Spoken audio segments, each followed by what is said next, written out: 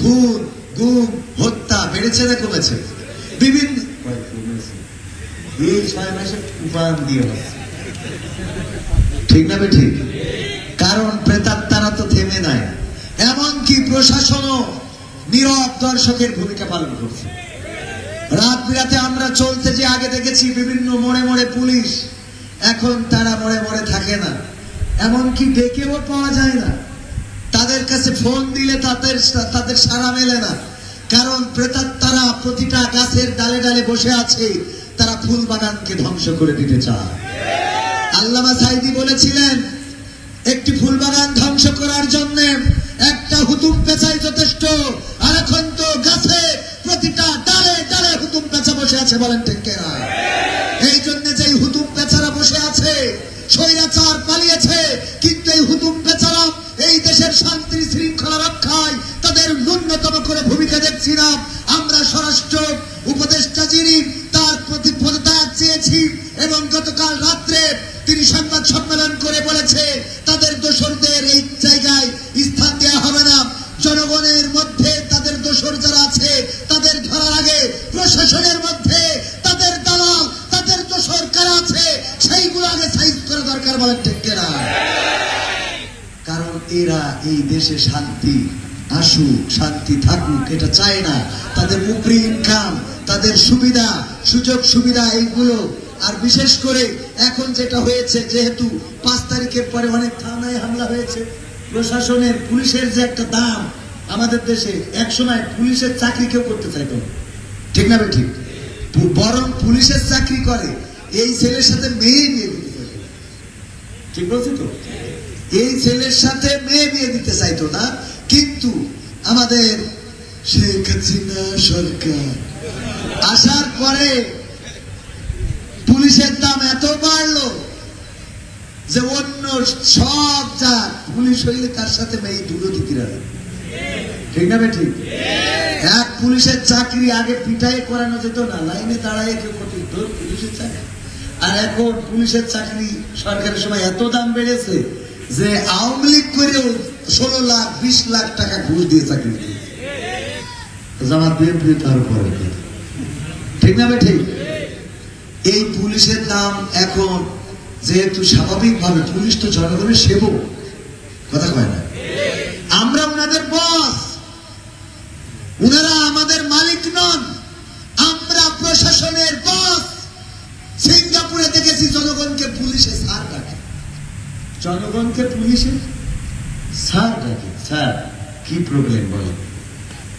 কারণ জনগণের টাকায় তার বইয়ের লিপস্টিক, জনগণের টাকায় তার ছেলের স্কুল ড্রেস, জনগণের টাকায় তার বাবার পরনের কাপড়, জনগণের টাকায় তার মায়ের ঔষধ, জনগণের টাকায় তার বউয়ের শাড়ি, জনগণের টাকায় তার শালীর ঈদের উপহার, আর এরপরে আবার জনগণের পিটায় কুত্তার মতো করে, বলেন ঠিক?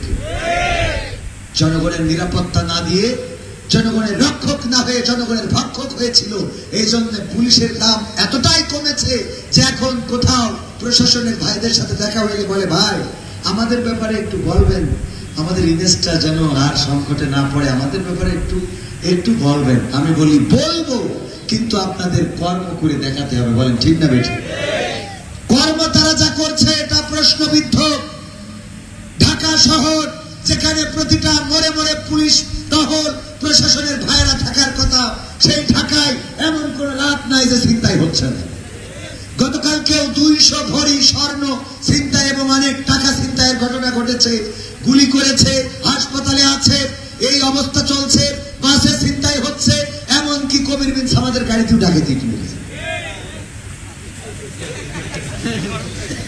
এখানে আছে যে দেখে আসে, আমার গাড়িতে 16 বছর একটাই পরে, আর এখন এসে ইট খায়। কারণ কি? যারা আগে ভালো কিছু খাইতো পাইতো, এখন না পাওয়ার কারণে আর প্রশাসনও তাকাই দেখে, ঠিক না বেঠিক? এই জন্য জনগণকে সোচ্চার হতে হবে। অন্যায় যেখানে, ছিনতাইকারীদের দেখে পালালে হবে না, সবার হাতে নিরাপত্তার জন্য লাঠি রাখতে হবে এবং পিটানি শুরু করতে হবে। মারবেন, খালি নেটওয়ার্কের বাইরে যেন না যায়। পাতালে পাঠাবেন না, হাসপাতালে। কোথায় পাঠাবেন? হাসপাতালে। পাতালে দরকার নেই, কোথায়? হাসপাতালে। পুলিশ আসলে ধরলে আমার ধরে এত টেনশন কিছু। ভাইয়ের আমার, এরপরে আমরা দেখেছি বিমানবন্দর কক্সবাজার বিমান ঘাঁটিতে আজকে যুদ্ধ হয়েছে, দুর্বৃত্তরা হামলা করেছে। একটা আপনারা তো শুরু করে কথা বলা, একবার ওঠেন, একবার নড়েন, একবার চড়েন, একবার তাকান, একবার ঘোরেন। একটু ঠিক ঠান্ডা হয়ে থাকেন না, এমনি ভালো পারি না, তারপরে যদি এরকম গুতগুতি করতে হয়। ভাইয়ের আমার, বিমান ঘাঁটিতে যে হামলা হয়েছে তার মধ্যে শিহাব নামের একজন ব্যক্তিও নিহত হয়েছে। যদিও প্রশাসন দাবি করেছে তাদের গুলিতে নিহত হয় নাই, কিন্তু আমরা এরকম অপমৃত্যু প্রত্যাশা করি। জনগণ হামলা যদি করে থাকে অবশ্যই তাদেরকে আইনের আওতায় আনতে হবে, কিন্তু নির্বিচারে গুলি করা হবে এটা বর্তমান সময়ে মানা হবে না। জনগণের বিচারের আওতায় এনে তাদের আইনে যদি দোষী সাব্যস্ত হয় ফাঁসির কাস্টে ঝুলাতে পারবেন, কিন্তু আমরা আর ক্রস ফায়ার চাই না, আমরা আর গুপ্ত হত্যা চাই না, আমরা আর বন্দুক যুদ্ধ চাই না। আমরা আর এই দেশে আমার জনগণের বুকে আমাদের টাকায় কেনা অস্ত্র তাক করে তার মুখ ঝাঁঝরা করা হবে, আবু সাইদ মুগ্ধের মতো রাস্তায় লাশ পড়ে থাকবে, এটা বর্তমান বাংলাদেশের জনগণ প্রত্যাশা করে না। ঠিক না বেঠে? যদি সেটা আমরা না চাই তাহলে অবশ্যই আমাদেরও সোচ্চার হওয়ার দরকার আছে না নাই? এই সরকার আসার পরে ঢাকা শহরে এক একদিন এক এক দাবি আছে না নাই? রিক্সাওয়ালা, ভ্যানওয়ালা, ব্যাটারিওয়ালা, ফ্রি ব্যাটারিওয়ালা, চোখে দেখে না, কানা, কুড়া, নুলা, ন্যাংরা, পুলিশ, বিজিবি, বিডিআর সব যে এক একদিন এক এক বাহিনী। ঠিক না বেঠি? এক একদিন এক এক বাহিনী। আজকে আনসার এসে দাঁড়িয়েছে, আজকে পুলিশ এসে দাঁড়িয়েছে, আজকে ব্যাটারিওয়ালা রিক্সাওয়ালা দাঁড়িয়েছে, আজকে ব্যাটারি ছাড়ালা দাঁড়িয়েছে, আজকে ফকির এসে দাঁড়িয়েছে। ঠিক না বেঠি? সরকারকে কাজ করতে জনগণও কিন্তু বাধা দিচ্ছে, এটাও মাথায় রাখতে হবে। উপদেষ্টা পরিষদে যারা রয়েছেন তাদের কর্মকাণ্ড প্রশ্নবিদ্ধ হচ্ছে। এই জনগণ প্রত্যাশা করেছিল ডক্টর ইউনূসের সরকার এই দেশে আসার পরে একজন নোবেল বিজয়ী সরকার জনগণের অধিকার নিশ্চিত করবে, জনগণের নিরাপত্তা দিবে। গতকালকের যে ছিনতাইয়ের ঘটনা ঘটেছে, মিডিয়ার নিউজ দেখলে সত্যি অবাক হতে হয়। আমরা এমন বাংলাদেশ প্রত্যাশা করি না। আমরা বলে দিতে চাই, আমরা ইংরেজদের শাসন দেখেছি, প্রায় 200 বছর তারা আমাদের উপরে তাদের কলম ঘুরিয়েছেন, শাসন করেছেন, নির্যাতন করেছেন, জুলুম করেছেন, শান্তি দিতে ব্যর্থ হয়েছে। আমরা 47 থেকে 71 পর্যন্ত পাকিস্তানিদের শাসন দেখেছি, তারাও শান্তি দিতে পারে নাই। তারা বলেছিল এটা শিশু রাষ্ট্র, আমরা একটু গুছিয়ে নিয়ে এই দেশে শান্তির ব্যবস্থা করব, কিন্তু সেই গুছানো সেই সংস্কার 24 বছর পার হয়ে গিয়েছিল, করতে পারে নাই। আমরা 1971 দেখেছি এবং তার পরবর্তী সময়ে সোনার বাংলাদেশ, নতুন বাংলাদেশ, গ্রিন বাংলাদেশ, সবুজ বাংলাদেশ, ডিজিটাল বাংলাদেশ, স্মার্ট বাংলাদেশ করতে যে স্টেজ ভেঙেছে, কিন্তু এই দেশের শান্তি দিতে পারে না। ঠিক না বেঠে? আমাদের কথা হলো ডক্টর ইউনূস সরকারকে বলে দিতে চাই, আপনি নির্বাচন দেন না দেন আপনার মাথায় রাখতে হবে বাংলাদেশের জনগণ এখন কি চায়। বাংলাদেশের জনগণ এখন বলে সব কিছু দেখা শেষ, দাড়ি টুপির বাংলাদেশ। ঠিক না বেঠে? আমরা বঙ্গবন্ধু দেখেছি, জিয়াউর রহমান দেখেছি, এরশাদ দেখেছি, খালেদা জিয়া দেখেছি, শেখ হাসিনা দেখেছি, এই বাংলাদেশে তত্ত্বাবধায়ক সরকার দেখেছি, স্বৈরাচার সরকার দেখেছি, ফ্যাসিবাদ ফ্যাসিস্ট সরকার দেখেছি। এখন এই বাংলাদেশে একটি ইসলামের সরকার দেখতে চায়। আমরা একটু দাড়িওয়ালা টুপিওয়ালাদের হাতে দেশটা ছেড়ে দিয়ে দেখতে চাই এই দেশে নিরাপত্তা আসে নাকি আসে না। আমরা তো দেখলাম সোনার বাংলাদেশ গড়ে দিতে চেয়েছে, আমরা দেখেছি নতুন বাংলাদেশ গড়তে চেয়েছে, আমরা দেখেছি সবুজ বাংলাদেশ গড়তে চেয়েছে, আমরা দেখেছি ডিজিটাল বাংলাদেশ গড়তে চেয়েছে, আমরা দেখেছি স্মার্ট বাংলাদেশ গড়তে চেয়েছে, কিন্তু এই বাংলাদেশ গড়তে পারে নাই। গড়তে চেয়ে স্বপ্ন দেখিয়েছে, জনগণের স্বপ্ন পূরণ করতে পারে নাই। আমরা আগামীতে দেখতে চাই ইসলামের বাংলাদেশ, কোরআনের বাংলাদেশ। যদি তারপরে শান্তি না আসে আমরা আলেম ওলামারা কথা বলা বন্ধ করে দেব। ঠিক না বেঠে? ইসলাম ইসলামের বাংলাদেশ যদি দেখতে হয়, কোরআনের বাংলাদেশ যদি দেখতে হয়, তাহলে সেই কোরআনের সাথে ইসলামের সাথে আমাদেরও সম্পর্ক রাখার দরকার আছে না নাই? সুতরাং আজকের এই মাহফিল থেকে সিদ্ধান্ত নিতে হবে, আর অন্য কোনো পথ নয়, অন্য কোনো মত নয়, আল্লাহ প্রদত্ত বিশ্বনবী হযরত মুহাম্মদ সাল্লাল্লাহু আলাইহি ওয়াসাল্লাম প্রদর্শিত পথেই আমাদের জীবনকে চালাতে হবে। আমরা 1971 রক্ত দিয়েছি, আমরা 1952 ফেব্রুয়ারি 21 ফেব্রুয়ারিতে রক্ত দিয়েছি, আমরা 2024 রক্ত দিয়েছি। আমাদের আবু সাইদ মুগ্ধ রক্ত দিয়ে এই দেশের এখনো স্বাধীনতা দিতে পারে নাই। শুধুমাত্র স্বাধীনতা কিভাবে আনতে হয় সেই পথটা দেখিয়ে গিয়েছে, বলেন ঠিক কিনা? স্বাধীনতা কিভাবে আনতে হয় আবু সাইদ দেখিয়ে দিয়েছে। জীবনের মায়া করে ঘরের কোনায় বসে থাকলে হবে না, বুকটাকে পেতে দিতে হবে রাজপথে। মুগ্ধ দেখিয়েছে ঘরের কোনায় বসে থাকলে হবে না, পানি নিয়ে ছুটতে হবে রাজপথে। মানুষকে পানি পানি বলে চিৎকার করে পানি পান করাতে হবে। আমারই আমিন, আমারই আকিম, আমার অসংখ্য ছাত্র জনতা তারা রাজপথে থেকে রক্ত ছড়িয়ে প্রমাণ করে দিয়েছে এই দেশে যদি শান্তি শৃঙ্খলা ফিরিয়ে আনতে হয়, তাহলে স্ত্রীর আঁচলের তলে থাকলে হবে না, মায়ের আঁচলের তলে থাকলে হবে না, বাবার স্নেহের কোলে থাকলে হবে না, গ্রামে গঞ্জে ঘরে নীরবে নিভৃতে বসে থাকলে হবে না, জাগতে হবে।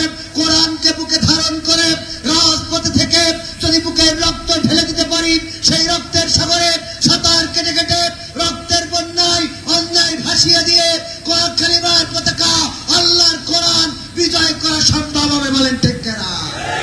সেই কোরআনের বিজয় দেখতে চান কারা কারা? দুটি হাত দেখতে চায়।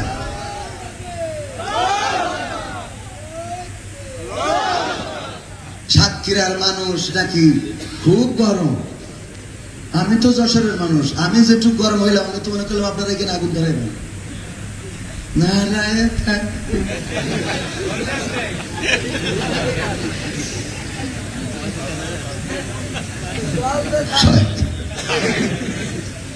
তাকবীর দেন, ভয় লাগে। লিল্লাহে তাকবীর, আল কোরআনের আলো, আল হাদিসের আলো, আমার নেতা তোমার নেতা, নারায়ে তাকবীর। তাকবীরের স্লোগানে প্রকম্পিত করতে হবে।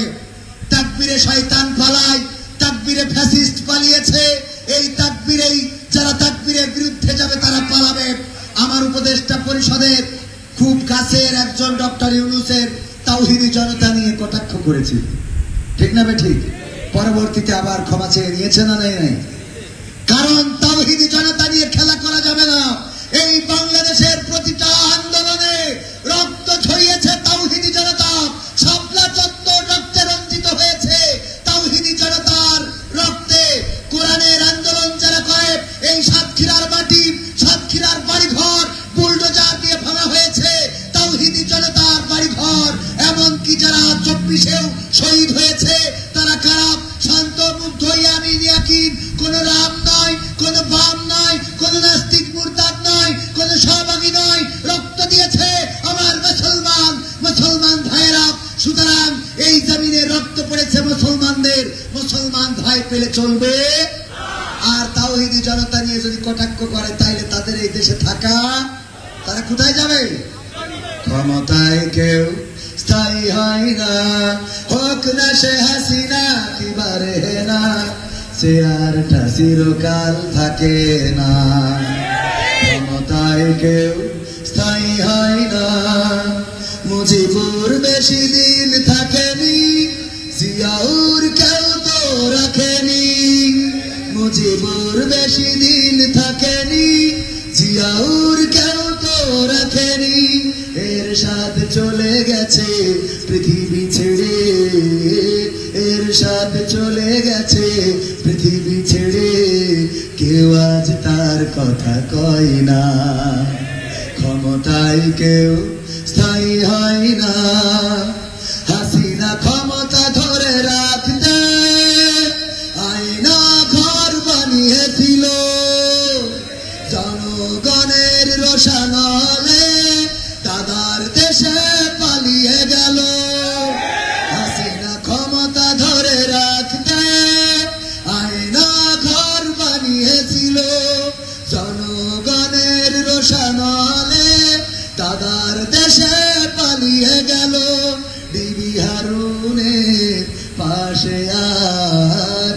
বিবি হারুনের পাশে আর পরিমণিদের দেখা যায় না। ক্ষমতায় কেউ স্থায়ী হয় না, হোক না সে হাসিনা কিবা রেহেনা, সে আর চিরকাল থাকে না। ঠিক না ঠিক? এই চেয়ার রাখার জন্য নমরুদ পরিকল্পনা করেছিল, ফেরাউন পরিকল্পনা করেছিল। ফেরাউন পরিকল্পনা করলো যে কোন পুরুষ সন্তান জন্মগ্রহণ করতে দেবে না, স্বামী স্ত্রীদের মিলন করতে দিল না। স্বামীরা আলাদা থাকবে, স্ত্রীরা আলাদা থাকবে। রাত জেগে জেগে পাহারা দিত যেন কেউ কারোর সাথে মিলন করতে না পারে, কারণ তার গণক বলেছিল এমন একজনের জন্ম হবে, এই পৃথিবীতে স্বপ্ন দেখে বলেছিল এমন একজনের জন্ম হবে, সে জন্মগ্রহণ করার পরে ওই ফেরাউনের শাসন ব্যবস্থাকে ধ্বংস করে দিবে। এই কারণে ফেরাউন বলল, শেখ হাসিনার থেকেও ভয়ঙ্কর ছিল। শেখ হাসিনা তো তাও গোপনে গোপনে মিলিত হতে দেশে, ও মোট মিলিত হতে দিনি, মোট একদম মানে তো খালি চেক করি দেখে এটা করিস কিনা, এই জামাত শিবিরের কাজ। ঠিক না বেটি? তো তাও তো অন্তত হওয়ার পরে বলা ওর হিসেব ছিল যে ওই পর্যন্ত জাতি দেব, ও যে শিবির করা পর্যন্ত পৌঁছাবো ও পর্যন্ত জাতি দেবে। তার জন্য কি মানে কোনো স্বামী স্ত্রী মিলন করতে পারবে না। এরপরেও আল্লাহর পরিকল্পনা কি অফ রাখা যায়? আল্লাহ পরিকল্পনা করলেন, মুসা আলাইহিস সালামকে ভূমিষ্ঠ করালেন, পুরুষ সন্তান হইলেই হত্যা করত। আর তারপরে মুসা আলাইহিস সালাম জন্মগ্রহণের পরে যখন আসিয়াকে নিয়ে নদীর পাড়ে গেল, বিকাল বেলায় পড়ন্ত বিকালে দুইজনে গল্প করে কত সুন্দর করে। ফিরআউন বলে, দেখো নদীর ঢেউগুলো কত সুন্দর, আর তুমি আমার পাশে বসেছো বলে আরো ভালো লাগে।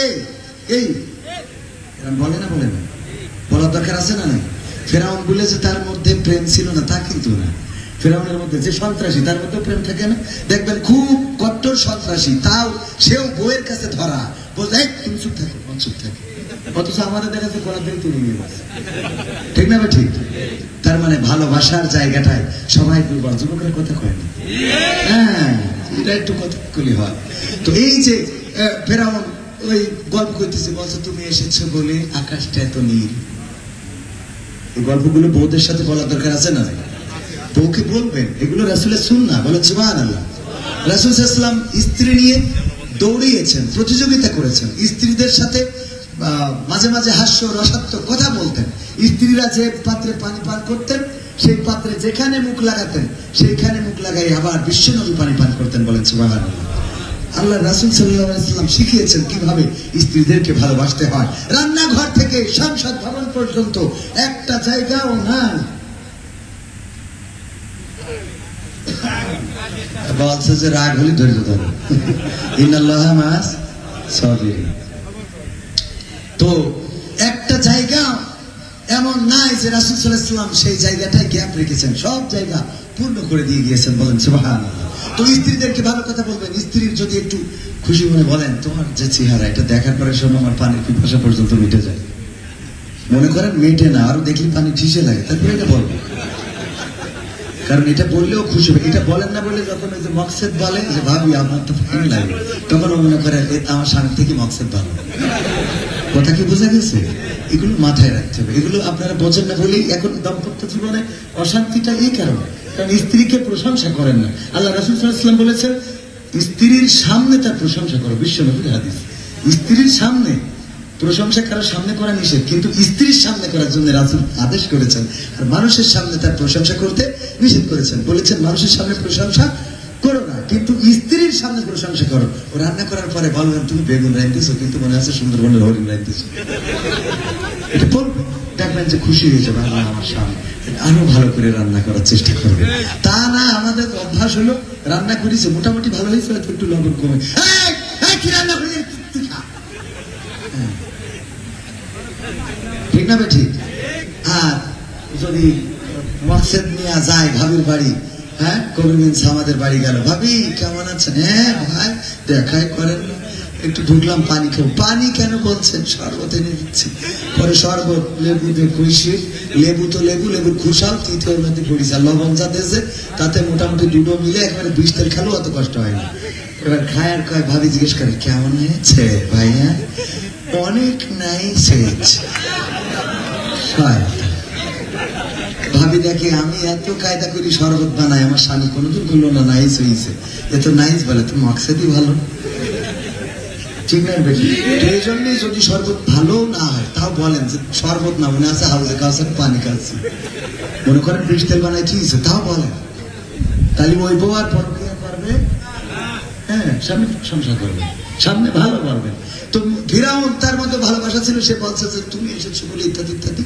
যাই হোক বলতে বলতে একটা কি ভেসে আসলো জানেন তো সবাই, একটা সিন্দুক ভেসে আসলো, বললো খুলে দেখা যাক তো কি, খুলি দেখেছে ওর মধ্যে বাচ্চা। ফিরাউন বলছে দেখো আমি যে জন্য এদের 1 মাস ধরে বিশ্রাম দিলাম,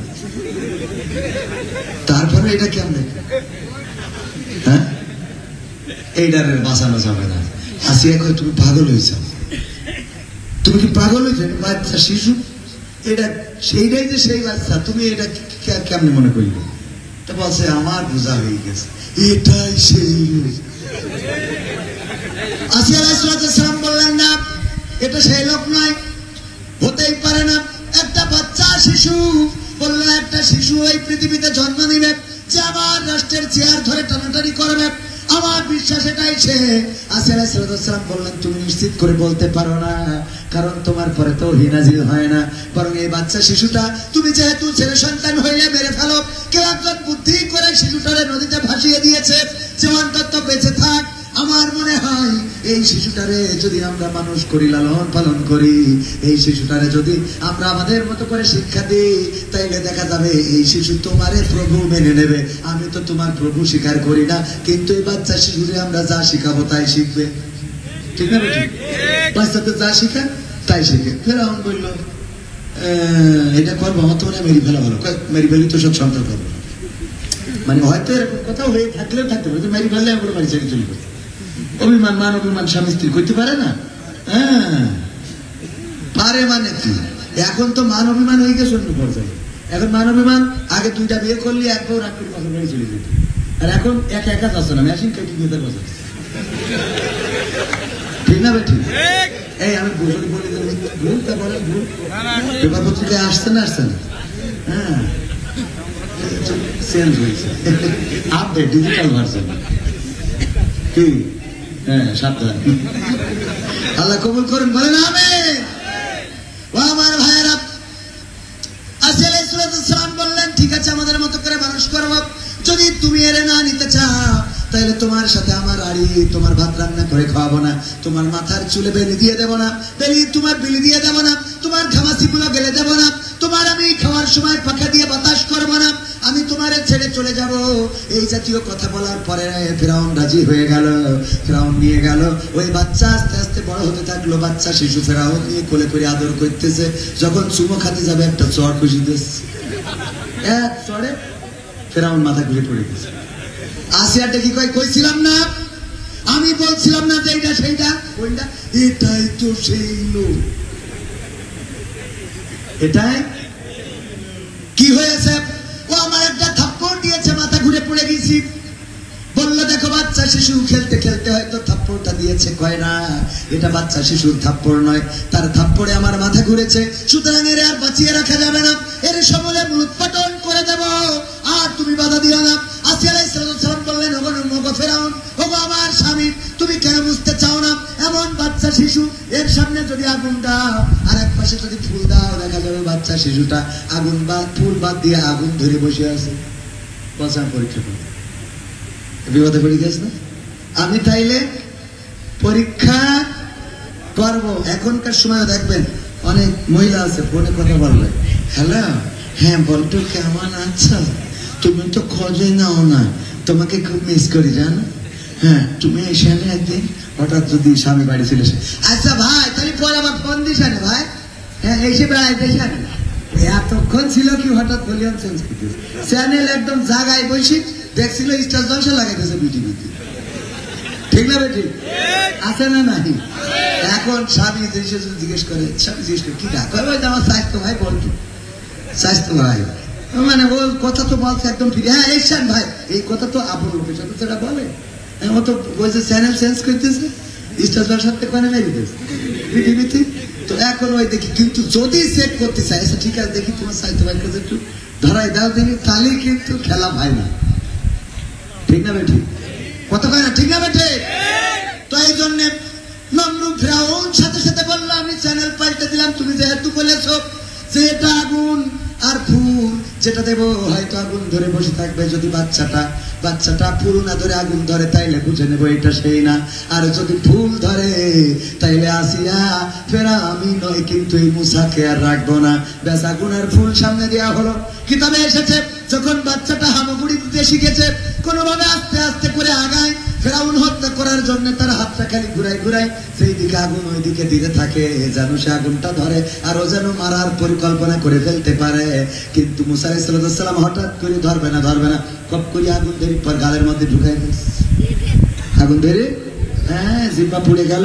এর জন্য মুসা আলাইহিস সালামের জিহ্বার একটু জড়তা ছিল, তার জন্য নবুয়ত পাওয়ার পরে বললো, আল্লাহ আমার তো কণ্ঠের সমস্যা, একটু সুর ভালো না, আবার কথা বলি তার একটু আড়ায় যায়, কিছু কথার জড়তা আছে, তো তুমি যদি কণ্ঠ ভালো। এখানে প্রধান অতিথি কি মুহাদ্দিস আব্দুল খালেক সাহেব, উনি প্রধান অতিথি এই এলাকায়, উনি ভালো নেতা, জনপ্রিয় জননন্দিত নেতা, কিন্তু শুধুমাত্র যদি উনি আসতে চাইতেন পাবলিকলি, সাংগঠনিক হুকুম ছাড়া, মনে হয় এত লোক এই মুহূর্তে এসে বসে থাকতো না। এই মুহূর্তে মানে অন্য সময় না, এই মুহূর্তে এসে বসে থাকতেন না। বাট আমার আব্দুল খালেক সাহেব এই জন্য কি বলবে যে আমি তো নেতা ভালো, ঠিক আছে, কিন্তু ওয়াজ করার জন্য কমিউনিটি সমাজের আনারাই ভালো। এবং জিজ্ঞাসা করেছে যে ও কনফার্ম করেছে, ওই যে আমাদের প্রিন্সিপাল সাহেবের কাছে জিজ্ঞাসা করেছে। যাই হোক, এটা ওনাকে ছোট করার জন্য বললাম না। যে মুসা আলাইহিস সালাম বললেন, আল্লাহ আমার তো নবুয়ত দিলা, কিন্তু আমার থেকে কণ্ঠ ভালো, সুর ভালো আমার ভাই হারুন, ওর যদি একটু পারমিশন দিতে তো ও নিয়ে যে ফিরাউনের ওখানে যে ওয়াজ করতাম। ঠিক আছে, তাহলে ও প্রধান বক্তা বানায়, তুমি প্রধান অতিথি। মুসা আলাইহিস সালাম কি প্রধান অতিথি, আর প্রধান বক্তা কিটা? হারুন আলাইহিস সালাম। এটা আল্লাহ বানিয়ে দিয়েছিলেন ওই যে আগুন আর ফুল ধরার কারণে। এরপরে মুসা আলাইহিস সালামকে এই যে মানুষ করলো ফেরাউন, আমি যেটা বলতে চেয়েছি, বুঝাতে চেয়েছি, নিজের ঘরের মধ্যে, নিজের বাড়ির মধ্যে মানুষ করা সেই মুসাই একদিন ফেরাউনের চেয়ার ধরে টান দিয়েছে, আর সেই চেয়ার ছাড়তে শুধু হয় নাই, দুনিয়া ছাড়তে হয়েছে। বলেন ঠিক কিনা? চেয়ার চিরদিন থাকে না, যতই পরিকল্পনা করেন না কেন। ফেরাউন পরিকল্পনা করেছিল, স্ত্রীদের মিলিত হতে দেয় নাই, স্বামীর সাথে মিলন করতে দেয় নাই, ছেলে শিশু বাঁচিয়ে রাখে নাই। তারপরে আল্লাহ পরিকল্পনা করলেন, এমন পরিকল্পনা যেই পরিকল্পনায় ফেরাউনের বাড়িতেই মুসাকে মানুষ করলেন, এবং সেই মুসাকে দিয়ে আবার ফেরাউনের দরবারে পাঠালেন। বললেন, যাও যে শিগগিরই যে ফেরাউনকে কন্ট্রোল করো, তারে বলো যে তুমি বর্ডার ক্রস করেছো, সেই দাবি করেছে আনা রব্বুকুমুল আলা, আমি এই বিশ্বের রব, আমি প্রতিপালক। যাও যে তারে থামাও, তারে বলো তুমি প্রতিপালক হইতে পারো না, একচ্ছত্র মালিক তুমি হতে পারো না, বরং তুমি আল্লাহর সৃষ্টি, আল্লাহর কাছে মাথা নত করে দাও। মুসা আলাইহিস সালামকে দিয়ে বললেন, তাকে যে বলবা মিনহা খলাকনাকুম ওয়া ফিহা নুঈদুকুম ওয়া মিনহা নুখরিজুকুম তারাতান নুখরা। ওগো ফেরাউন, এই মাটি থেকে তোমাকে সৃষ্টি করা হয়েছে, আবার একদিন এই মাটির মধ্যে ঢুকিয়ে দেওয়া হবে, আবার একদিন এই মাটি থেকে তোমাকে জীবন্ত করে উঠানো হবে। সুতরাং তোমার এই ক্ষমতার বড়াই, ক্ষমতার লড়াই, ক্ষমতার পাওয়ার চিরদিন যেহেতু থাকবে না, যেই সময়টুকু পেয়েছো সেই সময়টুকু কাজে লাগাও, আল্লাহর প্রতি নিবেদিত প্রাণ হয়ে যাও। বলো, ইন্না সলাতি ওয়া নুসুকি ওয়া মাহইয়ায়া ওয়া মামাতি লিল্লাহি রাব্বিল আলামিন, নিশ্চয় আমার সালাত, আমার কুরবানি, আমার জীবন, আমার মরণ বিশ্ব প্রতিপালক আল্লাহর জন্য।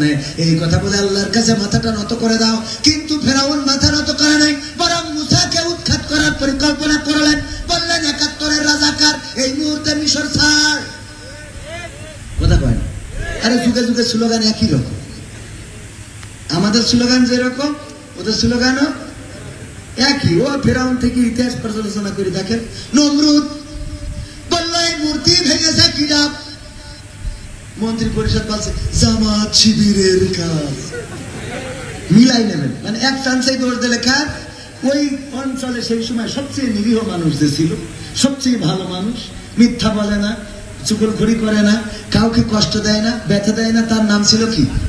ইব্রাহিম আলাইহিস সালাম। যে বাজে কাজেও যায় না, ও কাজের মেলায় জাতি বলিছে। এখনকার সময় যদি কারো বলে চল একটু যাই দোস্তের খাতির, আমিও হয়তো খারাপ জায়গায় যাবো, যে যাই একটু দোস্ত বলিছে ঘুরে আসি, রুমাল টুমাল পাইন্দে মাস্ক একটা পরি যাইতে পারি না? কথা কয় না? যাওয়া হয় না। তো সেই সময় ও কাজের মেলা ইব্রাহিমকে ডেকেছে। ইব্রাহিম বলছে যে আমার ভাল লাগবে না, তোরা যায়। বলল যেহেতু ইব্রাহিম যায় নাই এবং সে আমাদের থেকে আলাদা চলে, আমার বিশ্বাস আমাদের বিশ্বাস সেই করেছে, ধরে নিয়ে আসো তাকে। ধরে আনা হলো। ইব্রাহিম আলাইহিস সালাম বললেন এই কাজ আমি করেছি, তোমাদের এমন ধারণা হলো কেন? ওই যে তাকায় দেখো বড় মূর্তি, ওর কান্দের পরে তো কুড়ুল রয়েছে। কান্দের পরে কি? কুড়ালটা বড় বড় মূর্তির উপরে রেখে দিয়েছে। কুড়াল বা কুঠার যাই বলেন না কেন, আমাদের আঞ্চলিক ভাষায় বলে কুড়ল। এই কুড়াল বা কুড়াল এইটা রেখে দিয়েছে বড় মূর্তির ঘাড়ে। বললো ওর কাছে কি জিজ্ঞেস করবো? কয় আমার ধারণা খাবার নিয়ে গোলমাল করে ও বড়টা ছোট মূর্তিগুলো সব ভেঙে দিয়ে তো চুপ করে দাঁড়ায় রয়েছে। তুমি মজা মারতেছ? মজা মারবো কেন? মজা মারবো কিসের জন্য? ও যদি না ভাঙে তাইলে ভেঙেছে কে এর মধ্যে এসে? কয় তুমি কি জানো না এই মূর্তি কথা বলতে পারে না, হাঁটতে পারে না, মারতে পারে না, কাটতে পারে না, খাইতে পারে না, ঘুমাইতে পারে না, মশা মাছি তাড়াইতে পারে না। ইব্রাহিম আলাইহিস সালাম বললেন যদি তোমাদের কথা সত্য হয় তাইলে তোমরা কেন ওই মূর্তির সামনে খাবার রাখো, পানি রাখো, প্রসাদ বানিয়ে খাও, তারপরে কি করো? তার মাথা, তোমাদের মাথাটা তার কাছে নত করে দাও। কেন তাকে স্রষ্টা মনে করো? কেন তারে দেবতা মনে করো? বরং তোমরা এই বিশ্বের প্রতিপালক আল্লাহকে রব হিসাবে মেনে নাও। বলল বোঝা হয়ে গেছে, এই কাজ তুমি করেছো, এখন তোমার শাস্তি হলো আমি জাহান্নামে জ্বালাবো। গ্রেফতার করা হলো, গ্রেফতার করে আগুন তৈরি করা হলো। ইব্রাহিম আলাইহিস সালামকে চড়ক গাছে তুলে, এখনকার সময় যেটা ক্রেন বলে, আগের সময় সেটা ছিল কি গাছ? চড়ক গাছ বলা হতো। আগুনের কাছে কেউ যেতে পারে না, অনেক বড় অনেক প্রকাণ্ড আগুন করা হলো, কেউ কাছে ফিরতে পারে না বলে ক্রেন বানালো। এই ক্রেনের এক পাশে তুলে দিয়ে আর এক পাশে ফেলে দেবে। যখন ওই ক্রেনে তোলা হলো, তোলার পরে ক্রেনটা ঘুরাবে, ফেরেশতারা আসলো, এসে বললো গো ইব্রাহিম আমরা এসেছি একটু সহযোগিতা করার জন্য। বললো কেন, আল্লাহ কি পাঠিয়েছে? কয় না আল্লাহ পাঠায় নাই, কিন্তু অনুমতি নিয়ে এসেছি। কেমন করে? আল্লাহকে বললাম ওগো রব তোমার বন্ধু খলিলকে আগুনে ফেলা হবে, আমরা এটা কেমন করে তাকিয়ে তাকিয়ে দেখবো, সুতরাং আমাদের একটু অনুমতি দাও, সাহায্য করতে চায়। আল্লাহ বললো যাও, তবে ইব্রাহিমের কাছে আগে শুনবা সে সাহায্য চাই কিনা। যদি বলে সাহায্য করো তাইলে করবা, না চাইলে ফিরে আসবা। এই কথা বলে দিয়েছেন আল্লাহ। আল্লাহর নবী ইব্রাহিম কত বড় কনফিডেন্স দেখেন। বললো যদি আল্লাহ এই কথা বলে থাকে তাহলে ফেরেশতারা ফিরে যাও সেই রবের কাছে। তোমরা আমার যে অবস্থা দেখে এতটাই কাতর হয়েছো, এতটাই কষ্ট পেয়েছো, তোমাদের থেকে আমার অবস্থা আরো ভালো জানেন আমার আল্লাহ। সুবহানাল্লাহ। তোমাদের থেকে আমার অবস্থা, আমার অন্তরের অবস্থা জানেন কে? আমাদের অন্তর পড়তে পারেন কে? আমাদের অন্তরে কি আমরা কল্পনা করি? গভীর রাত শুয়ে শুয়ে কার কথা চিন্তা করি? একবারও কি চিন্তা হয় এই রাতের ঘুমটা হয়তো আমার জীবনের শেষ ঘুম হয়ে যেতে পারে, হয়তো সকালবেলা ফজরের আজান হবে, পাখির কলকাকলিতে মুখরিত হবে এই ভুবন, বনবাগানের পাখিগুলো কিচির মিচির ডাক শুরু করে দিবে, দোকানপাট গুলোতে মানুষে ভরে যাবে, মসজিদে আজান হবে, মুয়াজ্জিন বলবে আসসালাতু খায়রুম মিনান নাওম, ঘুম থেকে নামাজ উত্তম। সবাই যার যার কাজে ব্যস্ত হয়ে পড়বে। আমার আপনার ঘুমটা যদি না ভাঙে তাইলে চিরজনমের মতো ওই যে ঘুমিয়ে গেলাম, সবাই সবার কাছে ব্যস্ত, কিন্তু আমার পরিবারে আমার আপনজনেরা কান্নাকাটি শুরু করে দেবে। চারিদিকে খবর ছড়িয়ে যাবে কবির বিন সামাদ ঘুমের মধ্যে ইন্তেকাল করেছেন, স্ট্রোক করে মারা গিয়েছেন, অথবা কোনো না কোনো ভাবে মারা গিয়েছেন। চারিদিকে খবর ছড়িয়ে যাবে, সবার ব্যস্ততার মধ্যে আমার লাশটা মুখ দিয়ে বুকটা ঢাকা থাকবে, বেডশিটটা গায়ের দামি দামি কাপড়গুলো খুলে নেওয়া হবে, ঘর থেকে টান দিয়ে বের করে দেবে। যে আরামের ঘর, যে সুখের ঘর কত সুন্দর করে শৌখিন করে গড়েছেন, যেই ঘরটা আপনি বিদেশি রং লাগিয়েছেন অথবা বিদেশি রং মিস্ত্রি দিয়ে রং করেছেন, লাইটিং করেছেন, ইভেন্টের কাজ করেছেন, এত সুন্দর ঘর, এত সুন্দর বাড়ি, গ্রিল লাগালেন, বাড়ির গেট করলেন, টাইলস লাগালেন, কত কিছু করেছেন, ওই ঘর থেকে টান দিয়ে বের করে দেবে। মারা যাওয়ার পরে 1 ঘন্টা আপনার ঘরের মধ্যে রাখা হবে, গায়ের দামি দামি কাপড়গুলো খুলে দিবে, তারপরে একটা পাতলা বেডশিট দিয়ে আপনারে আমারে ঢেকে দিবে। পাড়া প্রতিবেশী শুনবে, জানবে ব্যস্ততা আছে, আসবে, মুখটা উল্টায় দেখে চলে যাবে। আহারে মাঝে মাঝে যখন লাশ দেখি তখন উনার জায়গায় আমারে শুয়াইয়ে ফেলি, মাঝে মাঝে ওই জায়গায় যখন শুয়াই আমি একটা লাশ দেখছি, একদিন আমাকে এভাবে মানুষেরা দেখবে। কল্পনা কি করেন কখনো? যখন কারো সন্তান, কারো বাবার বুকের উপরে আশ্রয় পড়ে কান্না করে, আব্বা আমি আমার সন্তানকে দেখি, কোন একদিন আমার কলেজার টুকরা সন্তান আমার বুকের উপরে আশ্রয় পড়ে বলবে, আব্বা আমার জামাকে কিনে দেবে, আমার জুতাকে কিনে দেবে। মাঝে মাঝে কল্পনা করে, আরে আমার আব্বা এই সাতক্ষীরাতে ওয়াজ করে বেড়াতেন, মাস্টার আব্দুল সামাদ কালীগঞ্জে ওয়াজ করতে গেলেন, আর ফিরলেন না। পরের দিন লাশটা নিলাম কালীগঞ্জ থেকে, রক্তাক্ত দেহ চাদর দিয়ে বাঁধা পড়ে আছে থানার বাসরার উপরে। যে আব্বা কোন থানায় গেলে মানুষের সম্মান দিয়ে স্টেজে নিয়ে যেত, যে আব্বাকে বসিয়ে চাপান করাতো, যে আব্বার সাথে একটু মোলাকাত করার জন্য কত মানুষ ছুটে আসতো, সে আব্বাকে দেখলাম চাদর দিয়ে বাঁধা, রক্ত কান দিয়ে টপ টপ করে রক্ত পড়ে। মনের মধ্যে কল্পনায় ভেসে উঠলো, এই তো সেই বাবা যে গত রাতে স্টেজে বসে ওয়াজ করেছে। এই মানুষটা এখন থানার সামনে বাসরায় পড়ে আছে, মশা বসে, মাছি বসে, চারিপাশে কোন লোক নাই, কারণ মারা গিয়েছে কালীগঞ্জ ঝিনেদা বাড়ি যশোরে, আপনজন পাশে বসে কান্না করার কেউ না।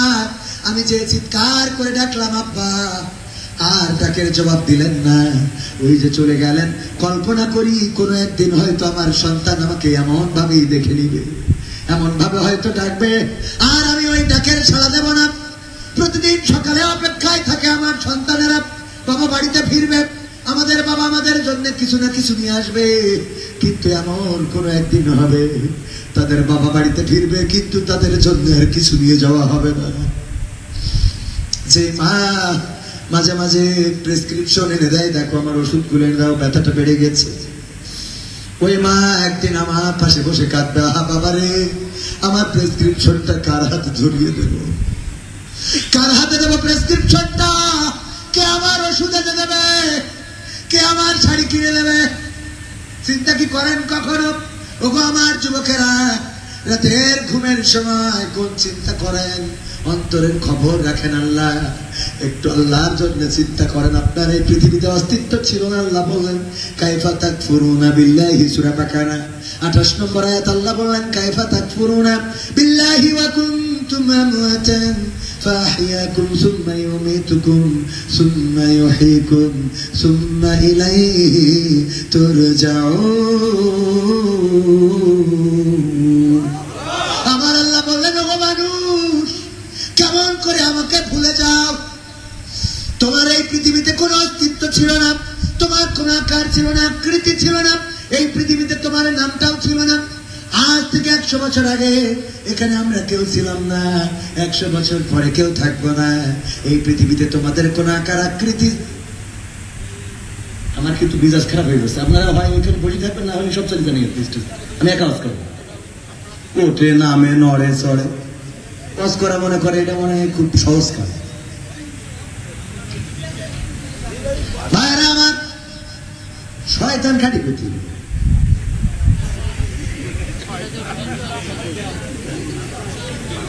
ও আমার ভাইরা, অন্তরের খবর রাখেন কে? আল্লাহ যেহেতু অন্তরের খবর রাখেন, এই কথা বলতে যে এত দূর এসেছি। রাত্রে শোয়ার সময় আমরা আত্মসমালোচনা করি না, তা করি না, বরং চিন্তা করি কার মেয়ের কেমন করে ফোটানো যায়, গদখালি কেমন করে নিয়ে যাব, মন্টু মিয়ার বাগান বাড়ি কেমন করে ঘোরাবো, কেমন করে বাইকের পিছনে নিয়ে অন্যের মেয়ে নিয়ে ঘুরে বেড়ানো যায়। আর বিয়ের সময় হুজুরির এসে বলবে, হুজুর গো একটা হাফেজা পাত্রী দেখে দেন, ঠিক না বেঠে? ঘুরাই নিয়ে বেড়াবে একজন, আবার বিয়ে করবে হাফেজা, ও মনে করে আমি হাফেজা বিয়ে করলাম, আল্লাহর ওলি। কিন্তু না না, তুমি যেমন একজনকে ঘুরাই চাও, যতই তুমি নিয়ে আসো, আল্লাহর কোরআন যদি সত্য হয়, তাইলে তোমার মাল দেওয়ার একজন কিন্তু মন্টু মিয়ার বাগান বাড়িতে ঘুরাই দিয়েছে, ঠিক না বেঠে? কারণ আমার আল্লাহ বলেছে, যেমন নারী তেমন তার পুরুষ স্ত্রী, যেমন স্বামী তেমন তার স্ত্রী, যেমন নারী তেমন তার স্বামী। যদি মনে করেন যে না আমি যত খারাপ হই 100টার মধ্যে 2-1টা হইতে পারে, বেশিরভাগই হলো আল্লাহর কথা অনুযায়ী, যেমন স্বামী তেমন স্ত্রী। দেখবেন ঝগড়াইতে পুরুষের জন্য একটা ঝগড়াইতে নারী মিলে যায়, খেয়াল করে দেখবেন দুনিয়ায়, ঠিক না বে? ঠিক বলছি? আমার রিপন ভাই বলেন ঠিক না বেঠে? আমার রিপন ভাই যে হাত দিয়ে সালাম দেন, ভাই সালাম দেন, হাত দেন, সালাম দেন, বলেন আসসালামু আলাইকুম বলেন। হ্যাঁ হ্যাঁ বলেন। হ্যাঁ রিপন ভাই সেই মাহফিলি যেতাম আগে, আমার কাছে 100 টাকা করে দিয়ে সিরকুট দিত, ভাই আমার জন্য দোয়া করে দেন, আমার জন্য বিয়ে হয়। তো আমি দোয়া করে দিছিলাম, দেওয়ার পরে বিয়ে হয়েছিল ঠিকই, কিন্তু বউ চলে গেছিল। পরে আবার মাহফিলে এসে আমার পাশ ছাড়িনি, তো আবার দোয়া করে আলহামদুলিল্লাহ এখন নতুন বিয়ে 15 দিন হচ্ছে না, বলছে ভাই এইবার দোয়ায় কাজ হয়েছে এবং থাকবে ইনশাআল্লাহ। আলহামদুলিল্লাহ হাতে নাতে প্রমাণ আপনাদের দিয়ে দিলাম, হুজুরির একটা ছোট হুজুর মনে করি। বলেন আলহামদুলিল্লাহ। ভাইয়েরা আমার ভাইজান খুবই সরল, এই যে দোয়া করে দিয়েছি বিয়ে হয়েছে বলে প্রতিনিয়ত খোঁজ নেয়, আমি সাতক্ষীরায় কবে আসবো এটারও খোঁজ নেয়। আর আমি সাতক্ষীরায় কোন মাহফিল করলে আমার পাশ ছাড়ে না, কয় হুজুর আপনার দোয়ায় আমার বিয়ে, সুতরাং আপনার আমি যদি দেখে না রাখি তাইলে সমস্যা আছে। আলহামদুলিল্লাহ। ও আমার ভাইরা, তাইলে রাতে শোয়ার সময় কোন চিন্তা আমরা করি? কার মেয়েকে পটাবো, কোন মেয়েকে পটাবো, কার কাছে চিঠি লিখবো, কারে মেসেজ দেবো, কার কাছে ফ্রেন্ড রিকোয়েস্ট পাঠাবো। এমনকি অনেক ছেলেকে দেখা যায় মেয়েদেরকে পথ থাকলে বলে নাম্বারটা যদি একটু দিতেন কথা বলতাম। আছে না? নাম্বার নেই, ফেসবুক আইডি নেই, টিকটক নেই, তারপরে লাইন করতে করতে বেলাইন করে ফেলে।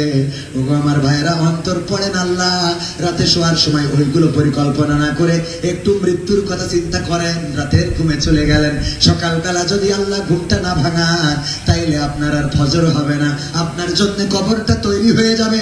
কোন লাশ দেখতে যাওয়ার সময় সেই লাশের কাছে একটু নিজে দাঁড়িয়ে নিজেকে ওই জায়গায় শোয়াবেন, ওই লাশের খাটে আপনাকে শোয়াবেন, আর চিন্তা করে দেখবেন তার আপনজনেরা আসে আর মুখটা খুলে দেখে যায়, আফসোস করে একদিন আমাকে আপনাকে একই ভাবে দেখবে আর আফসোস করবে। কলিজার টুকরা সন্তান কাঁদবে, মা কাঁদবে, স্ত্রী এসে বুকের উপরে আশ্রে পড়বে, ওইভাবে কাঁদতে থাকবে। আপনার যেই খাটিয়াটা মসজিদে আছে, আমি প্রায় জায়গায় বলি যাবেন ওই মসজিদে খাটিয়াটার কাছে জিজ্ঞাসা করবেন, ওগো খাটিয়া তোমার খাটেই চড়ে তো আমার বাবা গোরস্থানে গিয়েছিল, তোমার মাঝে চড়ে আমার দাদা গোরস্থানে গিয়েছিল, তোমার মধ্যে চড়েই তো আমার চাচা কবরে গিয়েছে, তোমার মধ্যে চড়ে আমার মা গিয়েছে, আমার অমুক বন্ধু গিয়েছে। ওগো খাটিয়া বলো এবার তোমার মাঝে চড়ে কে গোরস্থানে যাবে, কে কবরে যাবে? খাটিয়া যেন জবাব দেয়, অন্তরের কান দিয়ে শুনবে না। আরে আমি যখন যাই খাটিয়ার দিকে তাকিয়ে থাকি।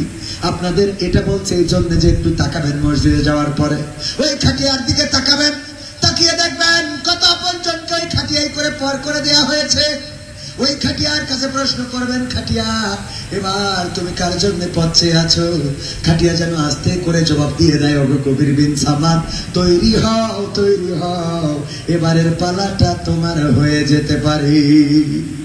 ও তোমার গোনা দিন ফুরাইয়া যাবে, গোনা দিন ফুরাইয়া যাবে, যৌবনে লাগবে ভাটি। ওই যে দেখো ডাকিতেছে তোমায় কবরের মাটি, ওই যে দেখো ডাকিতেছে তোমায় কবরের মাটি। সন্ধ্যার আগে যেদিন ডুবিবে বেলা, এক পলকে ভেঙে যাবে তোমার রঙেরই মেলা।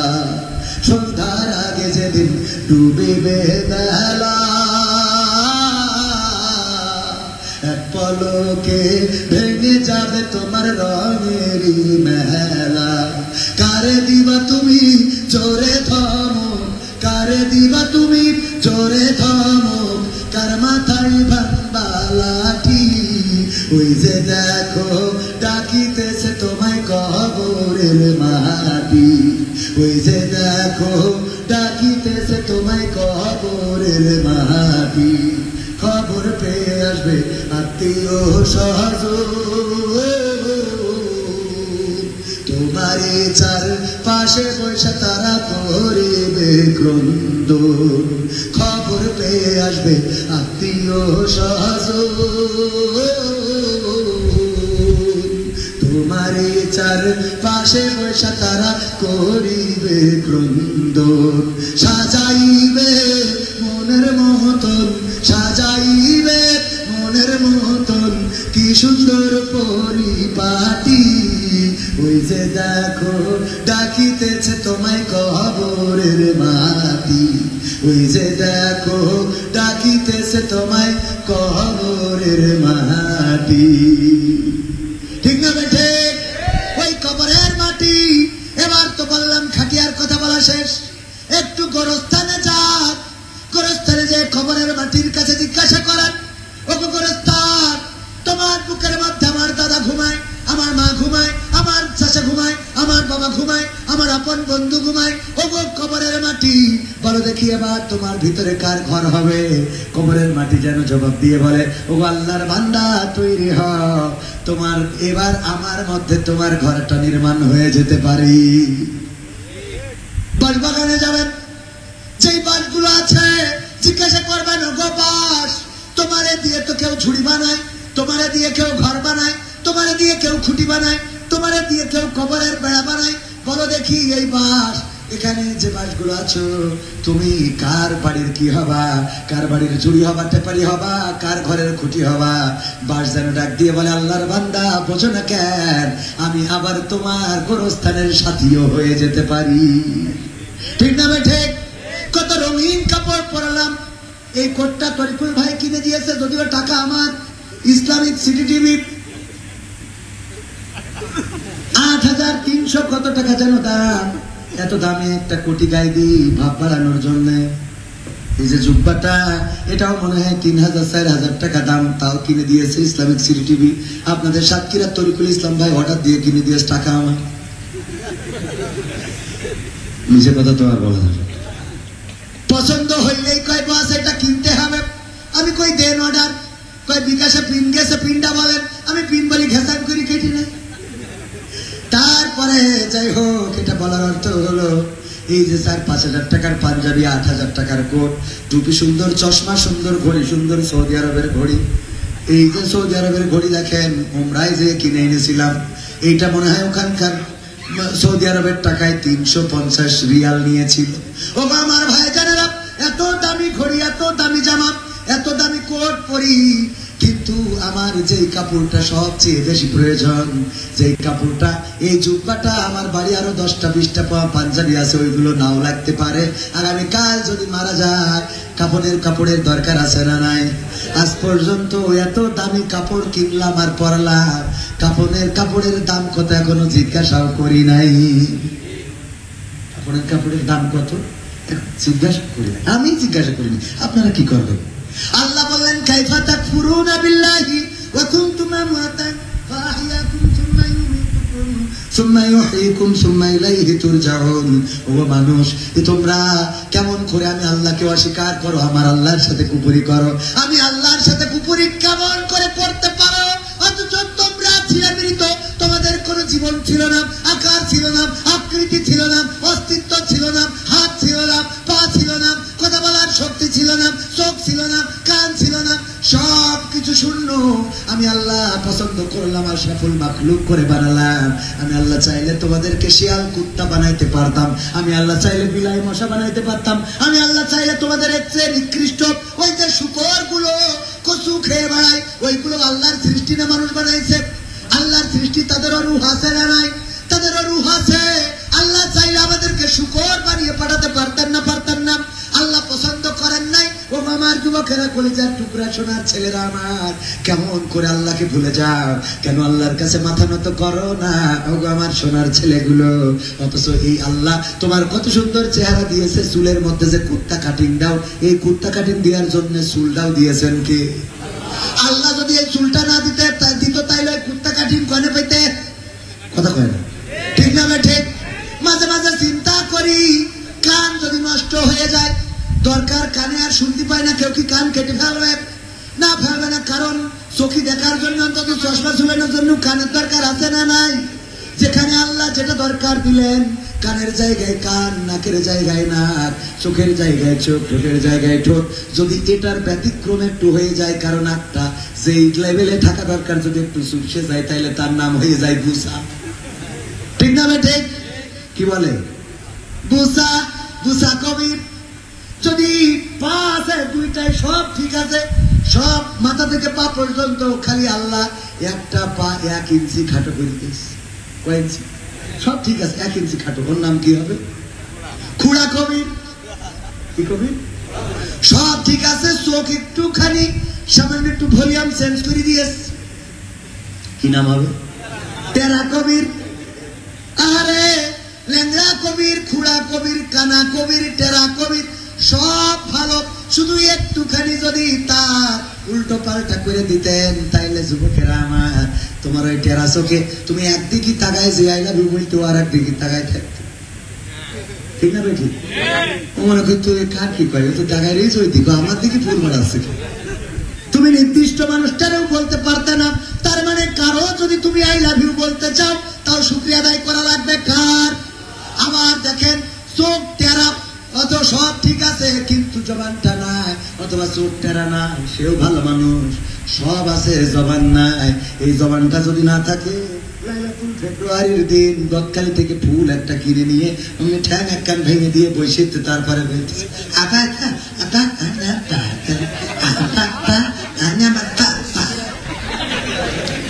আমি তোর ভালোবাসি, তোর সাথে এক গতি চাই, কুপাকুপি হবে, এই ফুল তোর জন্য। হ্যাঁ বলেন, তবে তোর সাথে আমি বিয়ে করি, আমি এর থেকে ফকির বিয়ে করবো, এর থেকে কি? তাও তো তার মনের কথা ক্ষতি করবো, আর তোর আমি পা পা পা পা কখন কি করবো? ঠিক না বেঠে? আমি তাদের ছোট করছি না, খালি জবানটা যদি না থাকতো তাইলে আমরা আমাদের মনের কথাটাও বুঝাইতে পারতাম না। গত 3-4 দিন আগে আমার তৈকুল ভাই ইসলামিক সিটি টিভি, উনি সাথে ছিল সাক্ষী, আমি ওয়াদা করালাম বিড়ি আর খাবে না, বিড়ি আর খাবে না। এমন কারা আছেন, কারণ বিড়ি খাওয়া এটা অনেক ওলামায়ে কেরামগণ ফতোয়া দিয়েছেন হারাম। শুধু তাই না, আত্মহত্যার স্বামী বিড়ি খাইলে রোগ আছে না নাই? শুধু রোগ না, মুখে দুর্গন্ধ আছে না নাই? এত দুর্গন্ধ যখন নামাজে ইমাম সাহেব বলে ওয়ালা তাল্লিন আছে না, মুখ থেকে এমন দুর্গন্ধ বের হয়, গ্রামীণ কাতিবিন খাতা দিয়ে চলে যায়, যেখানে পরে এসেলে আপাতত গেলাম, পরে এসে তারপরে দেখা হবে। ও আমার ভাইয়েরা, এমন বিড়ি ধূমপান করা যাবে? ধূমপান যারা করে তাদের স্ত্রীরা সবচেয়ে বেশি অস্বস্তিতে থাকে, কারণ আমরা যেমন আমাদের সামনে যখন এসে কথা, হুজুর আসসালাম, আপনার ভালোবাসি, আমি আপনার ভিডিও দেখি, ও বলে আর আমার মনে হয় যে কিন্তু পদত্যাগ করতে পারি বাস, কারণ তিনি ভক্ত, ভালোবাসে। আরে আমার ভক্ত তো বিড়ি খাবে কি? আসারি ভাইয়ের 3য় দিন যেদিন মাহফিল, যশোরে গিয়েছিলেন না অনেকে? যশোরে 3 দিন ব্যাপী, 1, 2, 3 তারিখে গ্র্যান্ড ফ্লোর আমাদের আদ্দিন হাসপাতাল মেডিকেল কলেজের গাড়ি পার্কিং করতে গেছি, যেই দেখি কয়েকজন যুবক ওর নিচে, আমি আমার দেখিতে বিড়িটা আস্তে করে লুকাইলো। বলে তোমরা কারা? বলতেছে হুজুর। আমি হ্যাঁ না, বলছে তোমরা কারা, এখানে কেন আসছো? বিড়িটা আস্তে করে বের করি, কয় হুজুর এই দেখছেন মালটা টানার জন্য আসছে। মানে ওরা তো কয় না, খালি বুঝে দিলে, হ্যাঁ মালটা টানার জন্য আসছে। বললাম তোমরা কারা? আমাদের কোম্পানির স্টাফ কেউ? এখানে তো ঢোকার এলাও নেই, এখানে গ্র্যান্ড ফ্লোরে তোমরা কেমনে ঢুকলে? আমাদের সিকিউরিটির চোখ ফাঁকি দিয়ে। তোমরা কারা? কোম্পানির লোক? বলছে না, আমরা আজহারির ভক্ত। আজহারি ভাই ভক্ত, এই ভক্ত বেরিয়ে বললাম এর মধ্যে বিড়িটা তুই গ্র্যান্ড ফ্লোরে এতগুলো গাড়ি থাকে, এখানে তোমরা এখানে শিগগিরই উপরে যাও। ওই কয় হুজুর কোনো জায়গায় পরিবেশ পাচ্ছে না, তো এখানে এসে মালটা ঠেকে যাচ্ছে। আছে না নাই? তো আমাদের ভক্ত এমন আছে, ধূমপান করে, বিড়ি খায়, মাহফিলও আছে, সিগারেট খায়, বিড়ি খায়, নেশা ভান করে। আমরা তাদের জন্য আলোচনা করলাম, ভাইয়েরা ওয়াদা করেন বিড়ি খাবেন না, ধূমপান করবেন না, কারণ স্ত্রীরা কষ্টে থাকে। কয়েকজন আছেন সামনে যদি আসেন, আমার লেখা বই দিয়ে পুরস্কৃত করব। অনেকেই সাহস করে 3-4জন চলে আসলো। একজন বুবাও এসেছে ওয়াজ শুনতে, সে আমার কথা বুঝার কথা না, কিন্তু পাশে যারা ছিল তারা হয়তো বুঝাই দিয়েছে যে হুজুর বলছে যে বিড়ি আর খাওয়া যাবে না। ও বুবা উঠে এসেছে, বলছে আমি তাহলে আজকে তো ছেড়ে দিই। বুবাও এসে আমাদের বুঝাইলো। যাই হোক, এই জাতীয় বোবা যদি আল্লাহ আমাদের কি করতেন, মনের কথা বুঝাইতে পারতাম, কথা কেন পারতাম। ধূমপান করা ছাড়ার দরকার আছে না নাই? ধূমপান করবো না, কারা কারা হাত তোলেন? এতগুলো বিড়ি করে হ্যাঁ হ্যাঁ, আমি বললাম ধূমপান আগামীতে করবেন না। আচ্ছা, আমি একটা জিনিস বুঝলাম, আমি আপনার বলি না, একটু দাঁড়া, আমি সাক্ষী দিয়ে দিই। আমার হুজুর বলল কি এখানে ওয়াজ হবে বেশি, গান হবে কম। এখন এই একটা সিট এসে হুজুর ভাড়ুখালী মাহফিলের সঙ্গীত গুলো হবে, একটা সিটে এসে হুজুর ভাড়ুখালী মাহফিলের মতো সঙ্গীত ও ডায়ালগ হবে। হ্যাঁ, তারপরে এখানে আর একটা সিরকুট আছে, মুসলিম তুমি কোরআন হাদিস পড়তে পারো না, গজলটা একটু দয়া করে বলবেন। আমার কথা হলো টাকা দিয়েছে ভাই, উনি বলেছে ওয়াজ হবে বেশি, আমি এখানে 2 ঘন্টা ওয়াজ কুপাই যাবো, একটা গান কোনো অসুবিধা আছে? হ্যাঁ, আপনারা ভাড়ুখালী যারা গেলেন পরের দিন গেলেন কিনা? পরের দিন গেলেন তো তারেক মনোয়ার ভাই কি করেছে যে কবির মিন জামাতে জানো স্টেজে দাওয়াত দেবেন না, এই গান গাওয়া শিল্পী কেন স্টেজে উঠবে? অথচ আমরা তারেক মনোয়ার ভাইয়ের বক্তা থেকে শিল্পী হিসেবে বেশি ভালো ছিল, ঠিক না বেঠিক? তার গান আমরা স্টেজে গান গাওয়া, গান গেয়ে স্টেজে উঠি। আমার বক্তব্য হলো মুফাসসির আওয়াজের মধ্যে গান গাওয়া। আমি তো এখানে লিখাই আছি কবির মিন জামাত আস না, বিশিষ্ট ইসলামী চিন্তাবিদ, বিশিষ্ট সংস্কৃতি। আমি সাংস্কৃতিক ব্যক্তিত্ব, গান গাবো, নাচবো, ড্যান্স করবো, ঠিক না বেঠিক? পোস্টারে তো লিখাই আছে আমি সাংস্কৃতিক ব্যক্তিত্ব। সুতরাং আমি তাকে নাকি দিনটা পারদেশি জানা নেই মুঝে ছেড়ে হইতে পারে না, পারে না। সাংস্কৃতিক ব্যক্তিত্ব তাদের কাজ কি? সংস্কৃতি কি? এইগুলো কি? তাহলে আমার পোস্টারে লেখা এইগুলো নিয়ে মুরব্বীরা যখন কথা বলে তখন মনে হয় এই মুরব্বীগুলো দেউলিয়া হয়ে গেছে। কিলিয়া আউলিয়া না, দেউলিয়া। কিলিয়া দেউলিয়া। আউলিয়ারা কখনো মানুষকে আঘাত করে মানুষের সামনে কথা বলে না, ঠিক না ঠিক? আমি আগের দিন ওখানে আলোচনা করেছি, যারা ছিল তারা জানে যে একটা বারের জন্য এই হ্যালো বলি নাই, এবং আমি এই হ্যালো বলিও না মাহফিলে। আগে বলেছি শুরুর দিকে, পরে যখন মুরব্বীরা সংশোধনী দিয়েছে আমরা মুরব্বীদের কথা শুনি, পরিবর্তন করেছি। ভাইয়েরা আমার, আমরা বলতে চাই যে আপনারা যেভাবে বলবেন। আমি এখানে বলি এই মাহফিল, একজন বলতেছে ভাই রোজার মাসে ওয়াজ করে দেন। আমি বললাম রোজার মাস ইবাদতের মাস, এই মাসে ওয়াজ করা যাবে না। তো বলছে ওয়াজ করা তো একটা ইবাদত। বললাম মাথা পাইছেন ওয়াজ করা ইবাদত? ওয়াজ করে হুজুর নাই টাকা, কমিটি নাই সিমেন্ট, ইট রড বালি, আর শ্রোতারা নাই মজা, ঠিক না বেঠিক? এর মধ্যে ইবাদতটা কই যাবে? সবার একটু ধান্দা আছে না নাই? সত্যি বলছি না মিথ্যা বলছি? আমার টাকা না দিলে আমি এখানে আসতাম? ইবাদত হইলো? তাহলে মসজিদে যখন নামাজ পড়তে যায় টাকা দেয়, তাহলে ওইটা কি ইবাদত? হ্যাঁ, সত্যি কথা। এই জন্যই হ্যাঁ, তবে এটা ভালো কাজ। কি কাজ? যে আমার টাকা দিয়ে কেউ যাত্রায় গান গাওয়াতে পারবে না, কথা কয় না। আমার টাকা দিয়ে কেউ অপসংস্কৃতি একটা নায়িকা নিয়ে অভিনয় করাইতে পারবে না। টেলিভিশনে আমার ডাক হয়, টেলিভিশনে অর্জুন বলে একজন আছে, আজকেও জনকণ্ঠ পত্রিকার 28 বছর সম্পাদক ছিল। উনি সকালে ফোন দিয়ে বলতেছে আমি একটা পত্রিকার সম্পাদক, তখন পরিচয় দেয় নাই, আমি একটা পত্রিকার সম্পাদক, আপনার সাথে একটু কথা বলতে চাই। আমি বললাম 12টার পরে ফ্রি হবো। 12টার পরে ফোন দিয়েছি, কথা বলতে পারিনি, এখানে বের হওয়ার সময় ফোন দিয়েছি। উনি বললেন যে আমি জনকণ্ঠ পত্রিকার 28 বছরের সম্পাদক, আমি আপনাকে ফোন দিচ্ছি একটা বিষয়ে। সেটা হলো যে আমি একটা সিনেমা করবো, যে সিনেমা হলগুলোতে আমার খরচে দেখানো হবে, এবং বিভিন্ন মোড়ে মোড়েও আমি আমার খরচে দেখাবো। বয়সের শেষ প্রান্তে চলে এসেছি, তো এই সিনেমাটা মানুষের কল্যাণের জন্য তৈরি করছি। এই সিনেমায় আপনার গাওয়া কি হবে, বেঁচে থেকে গানের 3 থেকে 4টা লাইন আমি ব্যবহার করব, এই অনুমতিটা নেওয়ার জন্য আমি আপনাকে করছি, বুঝলেন? তো উনি আবার অর্জুন বিশ্বাস নাকি যেন ভুলে গেছি, অর্জুন দাদা বলে ডাকি। উনার সাথে বললো, উনার সাথে কথা হয়েছে, উনিও আপনাকে পছন্দ করেন। এই অর্জুন বিশ্বাস আমাকে ডেকেছিল টেলিভিশনে অভিনয় করার জন্য, যে আপনি আসেন, আপনার যে অভিনয় দক্ষতা, আপনি টেলিভিশন অভিনেতা হবেন। টেলিভিশন অভিনয় যাই নাই। কেন যাই নাই? আল্লাহর পথ থাকবো, ভালোর সাথে থাকবো, খারাপের সাথে নয়। কথা কি বোঝা গেছে? সুতরাং সমালোচনা করে লাভ নাই। এখন আপনারা আমার তো লাইন হারাইতেছেন, একবার কোন গান গান, একবার কোন ওয়াজ করেন, একবার কোন ভাড়ুখালী ডায়লগ দেন। আমি যাবো কোন দিকে, কি হবে বেঁচে থেকে, অযথা বিদ্যা শিখে যদি না গড়তে পারি শোষণবিহীন সমাজটাকে, কি হবে বেঁচে থেকে? কি হবে ছাত্র সেজে চুমু খেয়ে সনদ খানা, যদি হয় বিদ্যালয়টা পরিমণিদের আড্ডাখানা। কি হবে ছাত্র সেজে চুমু খেয়ে সনদ খানা, যদি হয় বিদ্যালয়টা নায়িকাদের আড্ডাখানা। এর চেয়ে মরাই ভালো, দেশ ছেড়ে যাওয়াই ভালো, এর চেয়ে মরাই ভালো, দেশ ছেড়ে যাওয়াই ভালো।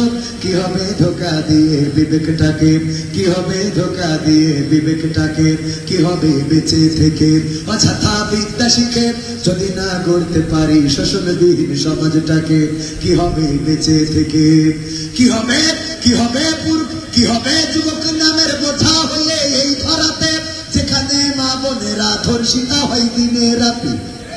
ধর্ষণ আছে না নাই? কি হবে যুবক নামের বোঝা হয়ে এই ধরাতে, যেখানে মা বোনেরা ধর্ষিতা হয় দিনে রাতে। যৌবনের সার্থকতা খুঁজিবে সকল ব্যথা, যৌবনের সার্থকতা খুঁজিবে সকল ব্যথা। পারো যদি বলি দিতে মানুষ রূপী পশুটাকে, পারো যদি বলি দিতে মানুষ রূপী পশুটাকে, কি হবে বেঁচে থেকে অযথা বিদ্যা শিখে যদি না গড়তে পারি শোষণবিহীন সমাজটাকে, কি হবে বেঁচে থেকে, কি হবে লেখালেখি কলমবাজির ওই মহড়া, সমাজের আসল চিত্র যদি না যাই তুলে ধরা। কি হবে টিভি চ্যানেল সাংবাদিকের এই ক্যামেরা, সমাজের আসল চিত্র যদি না চাই ভিডিও করা। যদি ওই ঘুষের ফলে কলমটা উল্টো চলে, যদি ওই হ্যালো কলে ক্যামেরা উল্টো বলে, তবে কি যাবে রোখা দুর্নীতিকে, তবে কি যাবে রোখা দুর্নীতিকে, কি হবে বেঁচে থেকে অযথা বিদ্যা শিখে যদি না গড়তে পারি শোষণবিহীন সমাজটাকে, কি হবে বেঁচে থেকে, কি হবে নামাজ রোজা ইমানদারির বড়াই করে কোরআনের কর্মীগুলো থাকে যদি কারাগারে। আছে না নাই? এটিএম আজহারুল ইসলাম সেই ট্রাইব্যুনাল পরিকল্পিত করে ষড়যন্ত্র করে বানিয়েছিল, সেই ট্রাইব্যুনালে আমাদের নেতৃবৃন্দকে অন্যায়ভাবে বিচার করে ফাঁসির কাস্টে ঝুলিয়েছে। স্বৈরাচার সরকার পালানোর পরে ওই ট্রাইব্যুনালের কার্যকারিতা অবশ্যই হারিয়ে গিয়েছে, গ্রহণযোগ্যতা তো আগেও ছিল না, এখনো নাই। এখনো সেই ট্রাইব্যুনালের আওতায় এটিএম আজহারুল ইসলামকে কারারুদ্ধ করে রাখা হয়েছে, বলেন ঠিক কিনা? আমাদের দাবি হলো এটিএম আজহারকে অচিরেই মুক্ত দিতে হবে। এই স্বাধীন বাংলায় কথা বলার, এই স্বাধীন বাংলায় চলার তৌফিক দিতে হবে। আমাদের যাদের ফাঁসি দিয়েছে তাদের তো আর এই জমিনে ফিরে পাবো না। আল্লামা দেলওয়ার হুসাইন সাইদি আর এই জমিনে ফিরে আসবে না। 13টা বছর জীবন থেকে কেড়ে নিল। শুধু তাই নাই, 13টা বসন্ত তো কারাগারের মধ্যে কাটাতে হলো। জীবনের শেষ দিনটাও রক্ত দিয়ে পরিশোধ করতে হলো। ইনজেকশন পুশ করে শহীদ করে দিল। এমনকি এই স্বৈরাচাররা, এই বাতিলেরা এখানেই ক্ষান্ত হয় নাই। একজন মানুষ যদি মারা যায় তার পরিবারের পরে কয়টা হক রেখে যায় কে বলতে পারবেন? কেউ যদি মারা যায় তার পরিবারের পরে তার হক থাকে কয়টা? আমি এই প্রশ্নগুলো করি, আর উত্তর না দিতে পারলে তাদেরকেও পুরস্কার দিই, আর যারা পারে তাদেরকেও পুরস্কার দিই। এই ছোট ছোট বিষয়গুলো আমরা জানি না। একজন মুসলমানের উপরে অপর মুসলমানের হক কয়টা? 6টা। আর মরে যাওয়ার পরে হক থাকে কয়টা? 4টা। কয়টা? 4টা। লজ্জা পাওয়ার কিছু নেই, অনেকেই জানেন কিন্তু সাহস করে বলেন নাই। যে যদি ভুল হয়, ভুল হওয়ার ভয়তে অনেকেই সাহস করে বলে না। ওগো আমার ভাইয়েরা, 4টা হকের মধ্যে 1 নম্বর হক হলো মারা যাওয়ার সাথে সাথে তাড়াতাড়ি করে ব্যবস্থা করতে হবে। তার দাফন কাফনের বেশি দেরি করা যাবে না। অতি দ্রুত কাফনের কাপড় কিনে আনা, তার জন্য কবর খনন করা, জানাজার ব্যবস্থা করা, জানাজার ব্যবস্থা করে তার দাফন কাফন ছেড়ে ফেলা, এটা তার পরিবারের উপরে হক। 2 নম্বর হক হলো যদি তার কোনো ওসিয়ত থাকে সেই ওসিয়ত পালন করা, এটা হক। এটা কি? অধিকার, হক, এটা হক। 2 নম্বর তার যদি কোনো ওসিয়ত থাকে সেটা। 3 নম্বর যদি তার কোনো ঋণ থাকে তাহলে পরিশোধ করা। আমি প্রায় জায়গায় বলি, যখন কেউ মারা যায় তখন ছেলেরা দাঁড়িয়ে বলে, আমার বাবা যদি আপনাদের কাছে ঋণ করে থাকে, কেউ যদি আমার বাবার কাছে টাকা পেয়ে থাকেন তাহলে আমাদেরকে জানাবেন, পরিশোধ করে দেব। এই কথা বলে, কিন্তু পরের লাইনটা বলে না। পরের লাইন হলো যে আমার বাবা যদি আপনাদের কারো কাছে টাকা পায় তাইলে সেটাও আপনারা আমাদের কাছে শোধ করে মাপ চেয়ে নিয়ে যাবেন। সেই লোকটা মারা গেল, ওই লোকটা যদি ঋণগ্রস্ত থাকে তার পরিবার আছে, শোধ করতে পারবে, পরিশোধ করতে পারবে। যদি মৃত্যুর ওই পরিবারের কোনো একজনও যদি বেঁচে থাকে, ধরেন 10 জন ছিল, 9 জন মারা গেছে, 1 জন আছে, তার কাছেও যদি কেউ দাবি নিয়ে দেয় যে কবির বিন সামাদ সে আমার কাছ থেকে একবার আজ থেকে 20 বছর আগে 2000 টাকা নিয়েছিল। আমি তো চাইবো করে চাওয়া হয় নাই, আজকে মনে পড়েছে এসেছি। 20 বছর পরেও দিতে পারবে না, পারবে না। তার মানে পরিবার যতদিন আছে দিতে পারবে, কিন্তু আপনি যদি মৃত মানুষটার কাছে ঋণগ্রস্ত থাকেন, এই মৃত মানুষটা তো বলে যায় নাই অথবা জানাতে পারে নাই, মারা গেল, কবরে চলে গেল, আপনি যদি টাকা না দেন, পরিশোধ না করেন, তাইলে এই লোকটা তো আর জানাতেও পারলো না, কেউ জানলো না, আপনি ভুলে গেলেন অথবা ইচ্ছা করে দিলেন না। পরকালের ময়দানে আপনার নেক আমল দিয়ে এই ঋণ পরিশোধ করা লাগবে। সুতরাং জরুরত হলো যে ওই লোকটা যদি পায়, হাত উঁচু করে বলবেন আমার কাছে 5000 টাকা পাবে, বুঝে নিবা। আমরা এত ভালো হুজুর, এত পাগল হই, ঠিক না বেটি? আছে না নাই? দুইজন দোস্ত বাসা, একজন বলতেছে দোস্ত তুমি তো 5000 টাকা ধার নিলে এখনো পরিশোধ করলে না, খুব বিপদে আছি।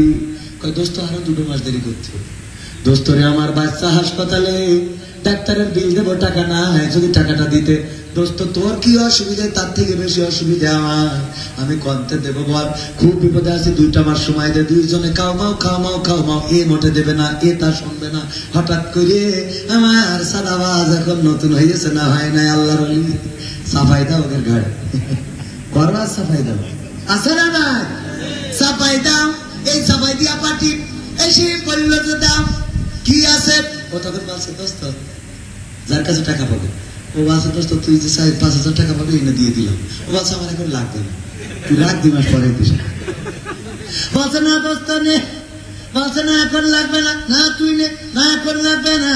দুইজনে ঠেলাঠেলি, সাদাবাজ কয় শিগগিরি কার টাকা তাড়াতাড়ি দিয়ে দে, এ কয় ওর টাকা, ও কয় ওর টাকা। কারণ কি?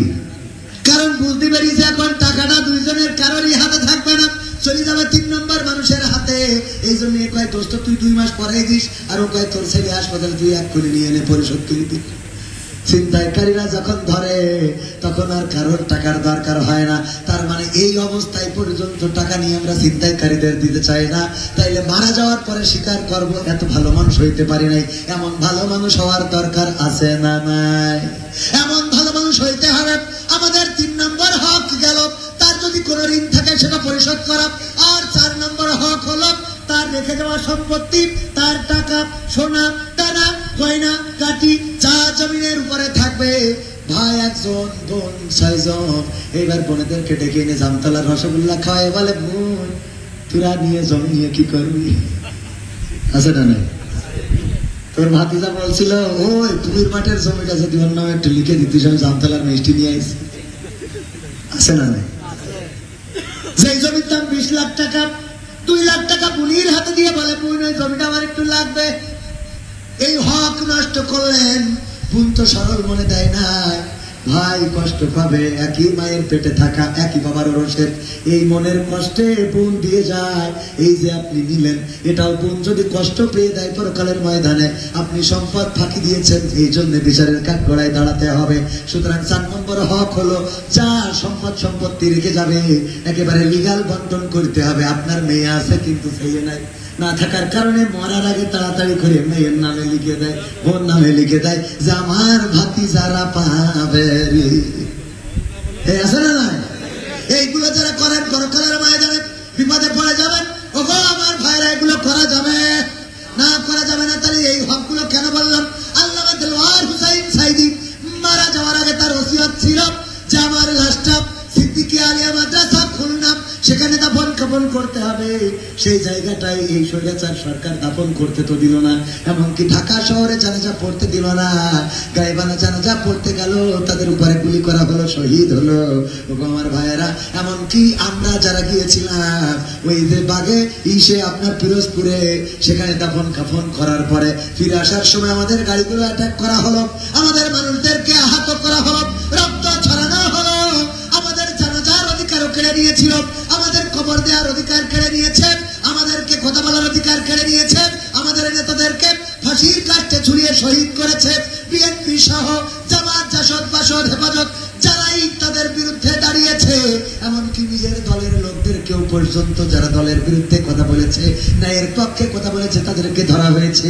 হাতে হাত করা, পায়ে ডান্ডা বেড়ি, জেলখানা, আয়না ঘর অথবা ক্রস ফায়ার বন্দুক যুদ্ধ করে দুনিয়া থেকে বিদায় করে দেওয়া হয়েছে। এরপরেও আমার নেত্রী ভারত থেকে বলে আমাদের অপরাধ কি? বলে না আমাদের গণভবন দখল করে নিল।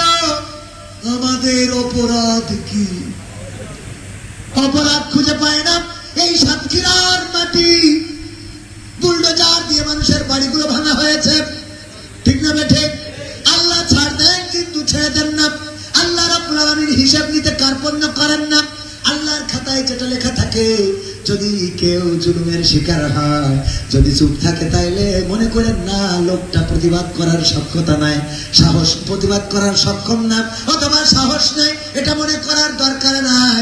যে লোকটা চুপ থাকলো, সে চুপ রইল না, সে বরং তার কষ্টটা আল্লাহর কাছে অভিযোগ দিয়ে দিল যে পৃথিবীর সব বিচারকের থেকে বড় বিচারক, ঠিক না বেঠা? কারণ আপনি অন্যায় ভাবে নাকি একটা ঘুষি দিলেন, একটা থাপ্পড় দিলেন, কাউকে মারলেন, ধরলেন, কাটলেন, সে প্রতিবাদ করলো না, মানে মনে করলেন তার প্রতিবাদ করার শক্তি নাই। সে এই পৃথিবীর যে সবচেয়ে যার বেশি শক্তি, সেই শক্তির কাছে বিচারটা দিয়ে দিল। আজ হোক কাল হোক, যারা একসময় অন্য মানুষদের বাড়িগুলো বুলডোজার দিয়ে ভেঙেছে, আল্লাহ রাব্বুল আলামিন সেই ধানমন্ডির 32 নম্বরের বাড়িটা বুলডোজার দিয়ে উড়িয়ে দিয়েছে, বলেন ঠিক কিনা? যেই বাড়িতে বঙ্গবন্ধুর স্মৃতি, যেই বাড়িতে শেখ জামাল, শেখ রাসেল, শেখ হাসিনা, শেখ রেহানা, শেখ কামাল, শেখ জামাল, শেখ ফজিলাতুন্নেসা, কত মানুষের পরিবারের, বঙ্গবন্ধুর পরিবারের কত স্মৃতি, সেই স্মৃতি বিজড়িত বাড়িটা ভেঙে চুরমার করে দিল। আর আমার আওয়ামী লীগের ভাইয়েরা এতদিন বললো খেলা হবে, খেলা হবে, অথচ বাড়িটা ভাঙার সময় কেউ বের হলো না, ইঁদুরের গর্ত থেকে বের হলো না, আবার এখন বলে ভয়ঙ্কর রূপে ফিরে আসবে। কথা বলে কি রূপে? ভয়ঙ্কর। আবার আমাদের ভয়ও দেখায়, সাত দোকানে বেশি বুড়ি টানে। তোকে বড় বড় নেতারা সংসদ ধরে চলে গেল বিদেশে, তুই বুড়ি টেনে গ্রামে পাওয়ার দেখাস, তো লজ্জা হওয়া উচিত। এটা তো ন্যূনতম লজ্জা থাকার দরকার আছে না? নাই? আপনাদের এখানে বাড়ি ছিল আমাদের মাহমুদুল হাসান জিয়াদি, মনে আছে না? আমাদের আঙ্কেল, আমার আব্বার দক্ষিণবঙ্গে পরিচিত করিয়েছিলেন। তো মাহমুদুল হাসান জিয়াদি রাহিমাহুল্লাহ, উনি একটা আলোচনা করতেন যে একবার মাহফিল করে ফিরতেছে, তখন তো মোটর সাইকেলে যেত ওয়াজ করতে, তখন 80 গাড়ি, অনেক দামি গাড়ি ছিল। তো মোটর সাইকেলে ওয়াজ করতে যেয়ে দেখে একজন মোড়ের মাথায় টয়লেট করতেছে খোলা জায়গায়। মাহমুদুল হাসান জিহাদির ওয়াজ থেকে শোনা, উনি তার লজ্জা দেওয়ার জন্য হেডলাইট ঘুরাই ধরেছে, যেন লজ্জায় ওর এই কাজ না করে, এই কাজ যেন না করে। তো হেডলাইট যে ঘুরাই ধরেছে, ও এত লজ্জা পেয়েছে, লুঙ্গি তুলে মুখ ঢেকে চুপচাপ বসে পড়েছে। মানে নিষেধতে যা হয় হোক, যেন উপর না দেখা যায়। এদের অবস্থা হলো শেখ হাসিনা থেকে শুরু করে সংসদের বাঘা বাঘা নেতা যারা বললো খেলা হবে, পালাবো না, মতি দেবো ভেসে যাবে, 10 মিনিটে ক্লিয়ার, কত ডায়ালগ, আসো খেলবো, এইসব ডায়ালগ বলা লোকগুলো গোটা গোষ্ঠী শুদ্ধ পালায় গেল। আর তুই চার দোকানে বসে বলিস যে ভয়ঙ্কর রূপে ফিরে আসবো, তোর তো ওই যে লুঙ্গি তুলে মুখ ঢাকা মতো লজ্জা, ঠিক না বেঠি? একটু স্মরণ থাকলে অন্তত কিছুদিন তো চুপ থাকা দরকার, ঠিক না বেঠি? আমি বললাম যারা নির্বাচন চাচ্ছে তাদের বলতে চাই যে 16 বছর আপনারা তো ভোট দিতে পারেন, পেরেছেন? 16 বছর ভোটের মাঠে যাইতে পারেননি, তো এই সরকার এসেছে, অন্তত 16টা মাস তার সহযোগিতা করেন, ঠিক না বেঠি? অন্তত তার তো নামানোর জন্য কত ঈদ করে ফেলবে। তো এই সরকার অন্তত বলেন যে ঈদের পরে দেখবো, সেই ঈদের পরে তো বলা যায়, কথা কয় না যে ঈদের পরে দেখা হবে, তাও বলেন, তা না এখন কয় রক্ত দেব, জীবন দেব, কিন্তু নির্বাচন হইতে দেব না, এই চেয়ারম্যানের নির্বাচন হতে দেবে না। তারা কি নির্বাচন চাই? আগে জাতীয় নির্বাচন। চেয়ারম্যানের নির্বাচন কেন হতে দেবে না? সূত্র জানেন কিনা? সূত্র হলো এমপি যখন নমিনেশন নেয়, তখন নমিনেশন নেওয়ার জন্য উপরে মাল ঢেলতে হয়। কি ঢেলতে হয়? তো মনে করেন 1 কোটি মাল ঢেলিছে, ঢেলে এমপি ইলেকশন করেছে এই সাতক্ষীরা সদরে, করি উনি এমপি। এখন উনি আবার চেয়ারম্যানদের কাছ থেকে মাল নিয়ে 1 কোটি ইনভেস্ট করেছে, এখান থেকে 10 কোটি ইনকাম করে। কথা কি বোঝা গেছে? এই জন্যই তারা আগেই এই নির্বাচন চাই না। এই নির্বাচন করলে এই বিজনেসটা হবে না। বাংলাদেশের জনগণ মাথায় রাখতে হবে, হবে। আমি বিএনপির ভাইদেরকে স্পষ্ট করে বলতে চাই, আপনারা আমাদের শত্রু নন, বন্ধু। একসাথে চলেছি, একই রাজপথে, একই মিছিলে, একই সংসদে, একই জনসভায় আমরা দাঁড়িয়েছি। এই 6 মাসের মধ্যে এমন কি হলো যে আপনারা আর আমরা এক পথে আর থাকতে পারতেছি? 16 বছর মায়ের খাওয়ার সময় ঠিকতে আছে, যেই মায়ের বেশি গেছে সেই বলছে ওই যে অবস্থা হইলো যে এই বাচ্চা বেলায় যখন কারোর বাড়ি যেতাম, দাওয়াত করেছি রাত্রি খেয়ে, এটা বাঁশবাগান আছে, ওই বাঁশবাগান ঢুকতে ভয় করতো, আসার জন্য ভয় করে না, তো তখন বলতাম বাঁশবাগানটা একটু ভয় করে, তো একটু পার করে দাও। বাঁশবাগান পার করে দিলে বলতাম যা আমি বাড়ি যেতে পারবো না, তো তুই তো এইবার বাড়ি যেতে পারবি, তো ভালো করেই বুঝি। কথা বোঝেন নি? কারণ তোর ভয় ছিল বাঁশবাগান পর্যন্ত, গোরস্থানের রাস্তাটা আছে না, তো ওই জায়গা পার হলি না তুই একা যাইতে পারবি, তো বুঝবি ও পার হয়ে আবার বলতে এবার তুই ছেলে আমি একা যাইতে পারবো না। তুই যে একা কত দূর যাইতে পারিস, ওই গোরস্থান পুরো যাতিস। এই 16 বছর একা তো জাতি পাইলে না, এখন 16 বছর পরে কি এমন সমস্যা আছে তুই একা চলতে চাচ্ছিস? ও গোরস্থান পার হয়ে গেছে, কথা কয় না। আরো বলবো, আরো বলবো, বলে ওই কানের তো কমতে কমে চলে আইছি। কি হবে নামাজি রোজা ইমানদারির বড়াই করে, কোরআনের কর্মী গুলো থাকে যদি কারাগারে, মসজিদের কোণে বসে 12টা 5 বাজে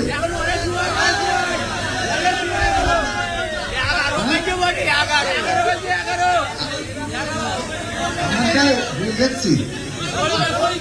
আল্লাহ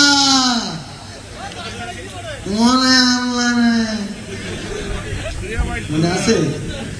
যাই হোক, এগুলো তো মানে আসলে কি বলবো, নিজের কথা শোনার জন্য মাঝে মাঝে আপনারা আমার কষ্ট শোনার জন্য দেখবেন যে আর যে কিবরি আমার একটা সাক্ষাৎকার নিয়েছে, 2-1 চোখের সামনে পড়েছে না, আর যে কিবরি আমার সাক্ষাৎকার নিয়েছে, মোটামুটি মনে হয় 52 না 53 না 56 মিনিটের সাক্ষাৎকারে আমার কিছু কষ্টের কথা বলার সুযোগ পেয়েছি। যারা আমাকে নিয়ে আলোচনা করেন আমার কোনো দুঃখ নাই, আমি বরং এটাকে প্রাউড ফিল। আলহামদুলিল্লাহ আপনি আমার নিয়ে আলোচনা করেন। ভাইরা আমার,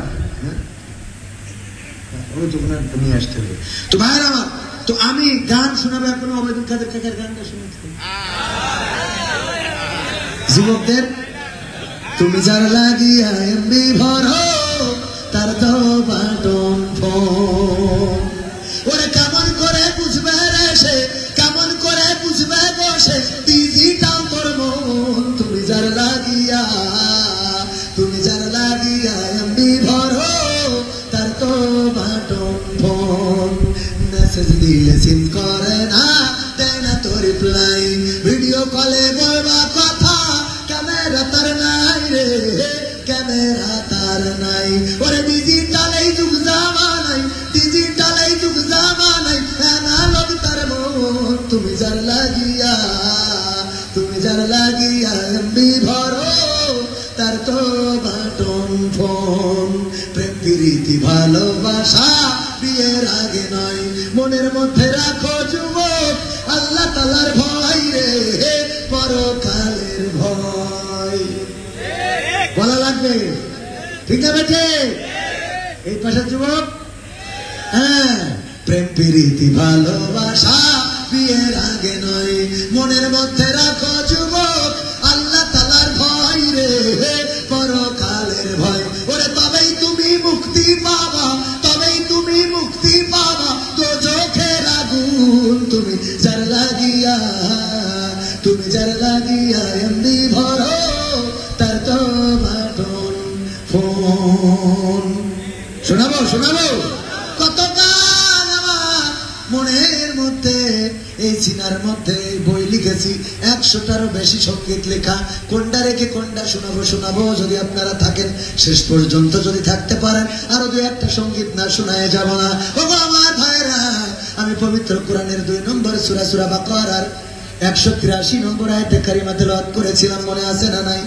ইয়া আইয়ুহাল্লাযীনা আমানু কুতিবা আলাইকুমুস সিয়াম কামা কুতিবা আলাল লাযীনা মিন ক্বাবলিকুম লাআল্লাকুম তাত্তাকুন। আমার আল্লাহ বলেন, ও ঈমানদারেরা, তোমরা যারা বিশ্বাস স্থাপন করেছো শুনে নাও, তোমাদের উপরে রমাদানের রোজাকে ফরজ করে দিলাম, যেমন করে ফরজ করেছিলাম পূর্ববর্তী নবীগণের উপরে, যাতে করে তোমরা তাকওয়ার অধিকারী হতে পারো। কথাটা কার? আমরা রোজার মাসে ইবাদত বন্দিগিতে ঢুকে যায়, কিন্তু রোজার পরে আবার ভুলে যায়, এমন আসি না নাই? আসি না নাই? রোজার মাসে ইবাদত করবেন, রোজার পরে ভুলে যাবেন, এই নিয়ে আমার আলোচনা। কোরআনে আল্লাহ রোজার ব্যাপারে যে আয়াতটা দিয়েছেন সেই আয়াতের ব্যাখ্যা বিশ্লেষণে যাব না, কিন্তু কিছু কথা শোনাবো। তার আগে আমার একটু কাজ আছে, আমার কাজটা কি করতে দিতে রাজি আছেন? রাজি কারা কারা? রাজি? এই যুবকরা রাজি? সবাই রাজি? রাজি? আলহামদুলিল্লাহ, আলহামদুলিল্লাহ। ওগো আমার ভাইরা, এই এই এই করছেন কেন? রাজি কইয়া বারে দেখেন, উঠলি তো আমি শেষ করি ফেলবো। হ্যাঁ, রাজি রাজি হয়েছেন না আপনারা? তো রাজি হওয়ার পরে এখন উঠলি তো হবে না। ভাইরা আমার, আল্লাহ নবী সাল্লাল্লাহু আলাইহি সাল্লাম বলেছেন, পৃথিবীর পরে যেমন মসজিদ নির্মাণ করবে তেমন একটা ঘর তার জন্য জান্নাতে রিজার্ভ থাকবে। বলেন সুবহানাল্লাহ। এই পাশে মসজিদ, এই মসজিদের জন্য আপনাদের পকেটে একটু হাত লাগাতে হবে। আমি ওবায়দুল কাদের কাকার গান না শোনাই স্টেজ থেকে নামবো না, কথা দিলাম। ভাইরা আমার, এখনো আমাদের আব্দুল খালেক সাহেব আসে নাই, উনি আসবেন, আলোচনা করবেন, আর আমি তো সঙ্গীত শোনাবো। কেউ উঠে যাবেন না। এই আপনারা এই আমাদের স্বেচ্ছাসেবক ঘুরতেছে, একটুখানি পকেটে হাত ঢোকান। আপনারা যে উঠছেন এটা তো আমার সাথে না, আল্লাহর সাথে তো নম্বর।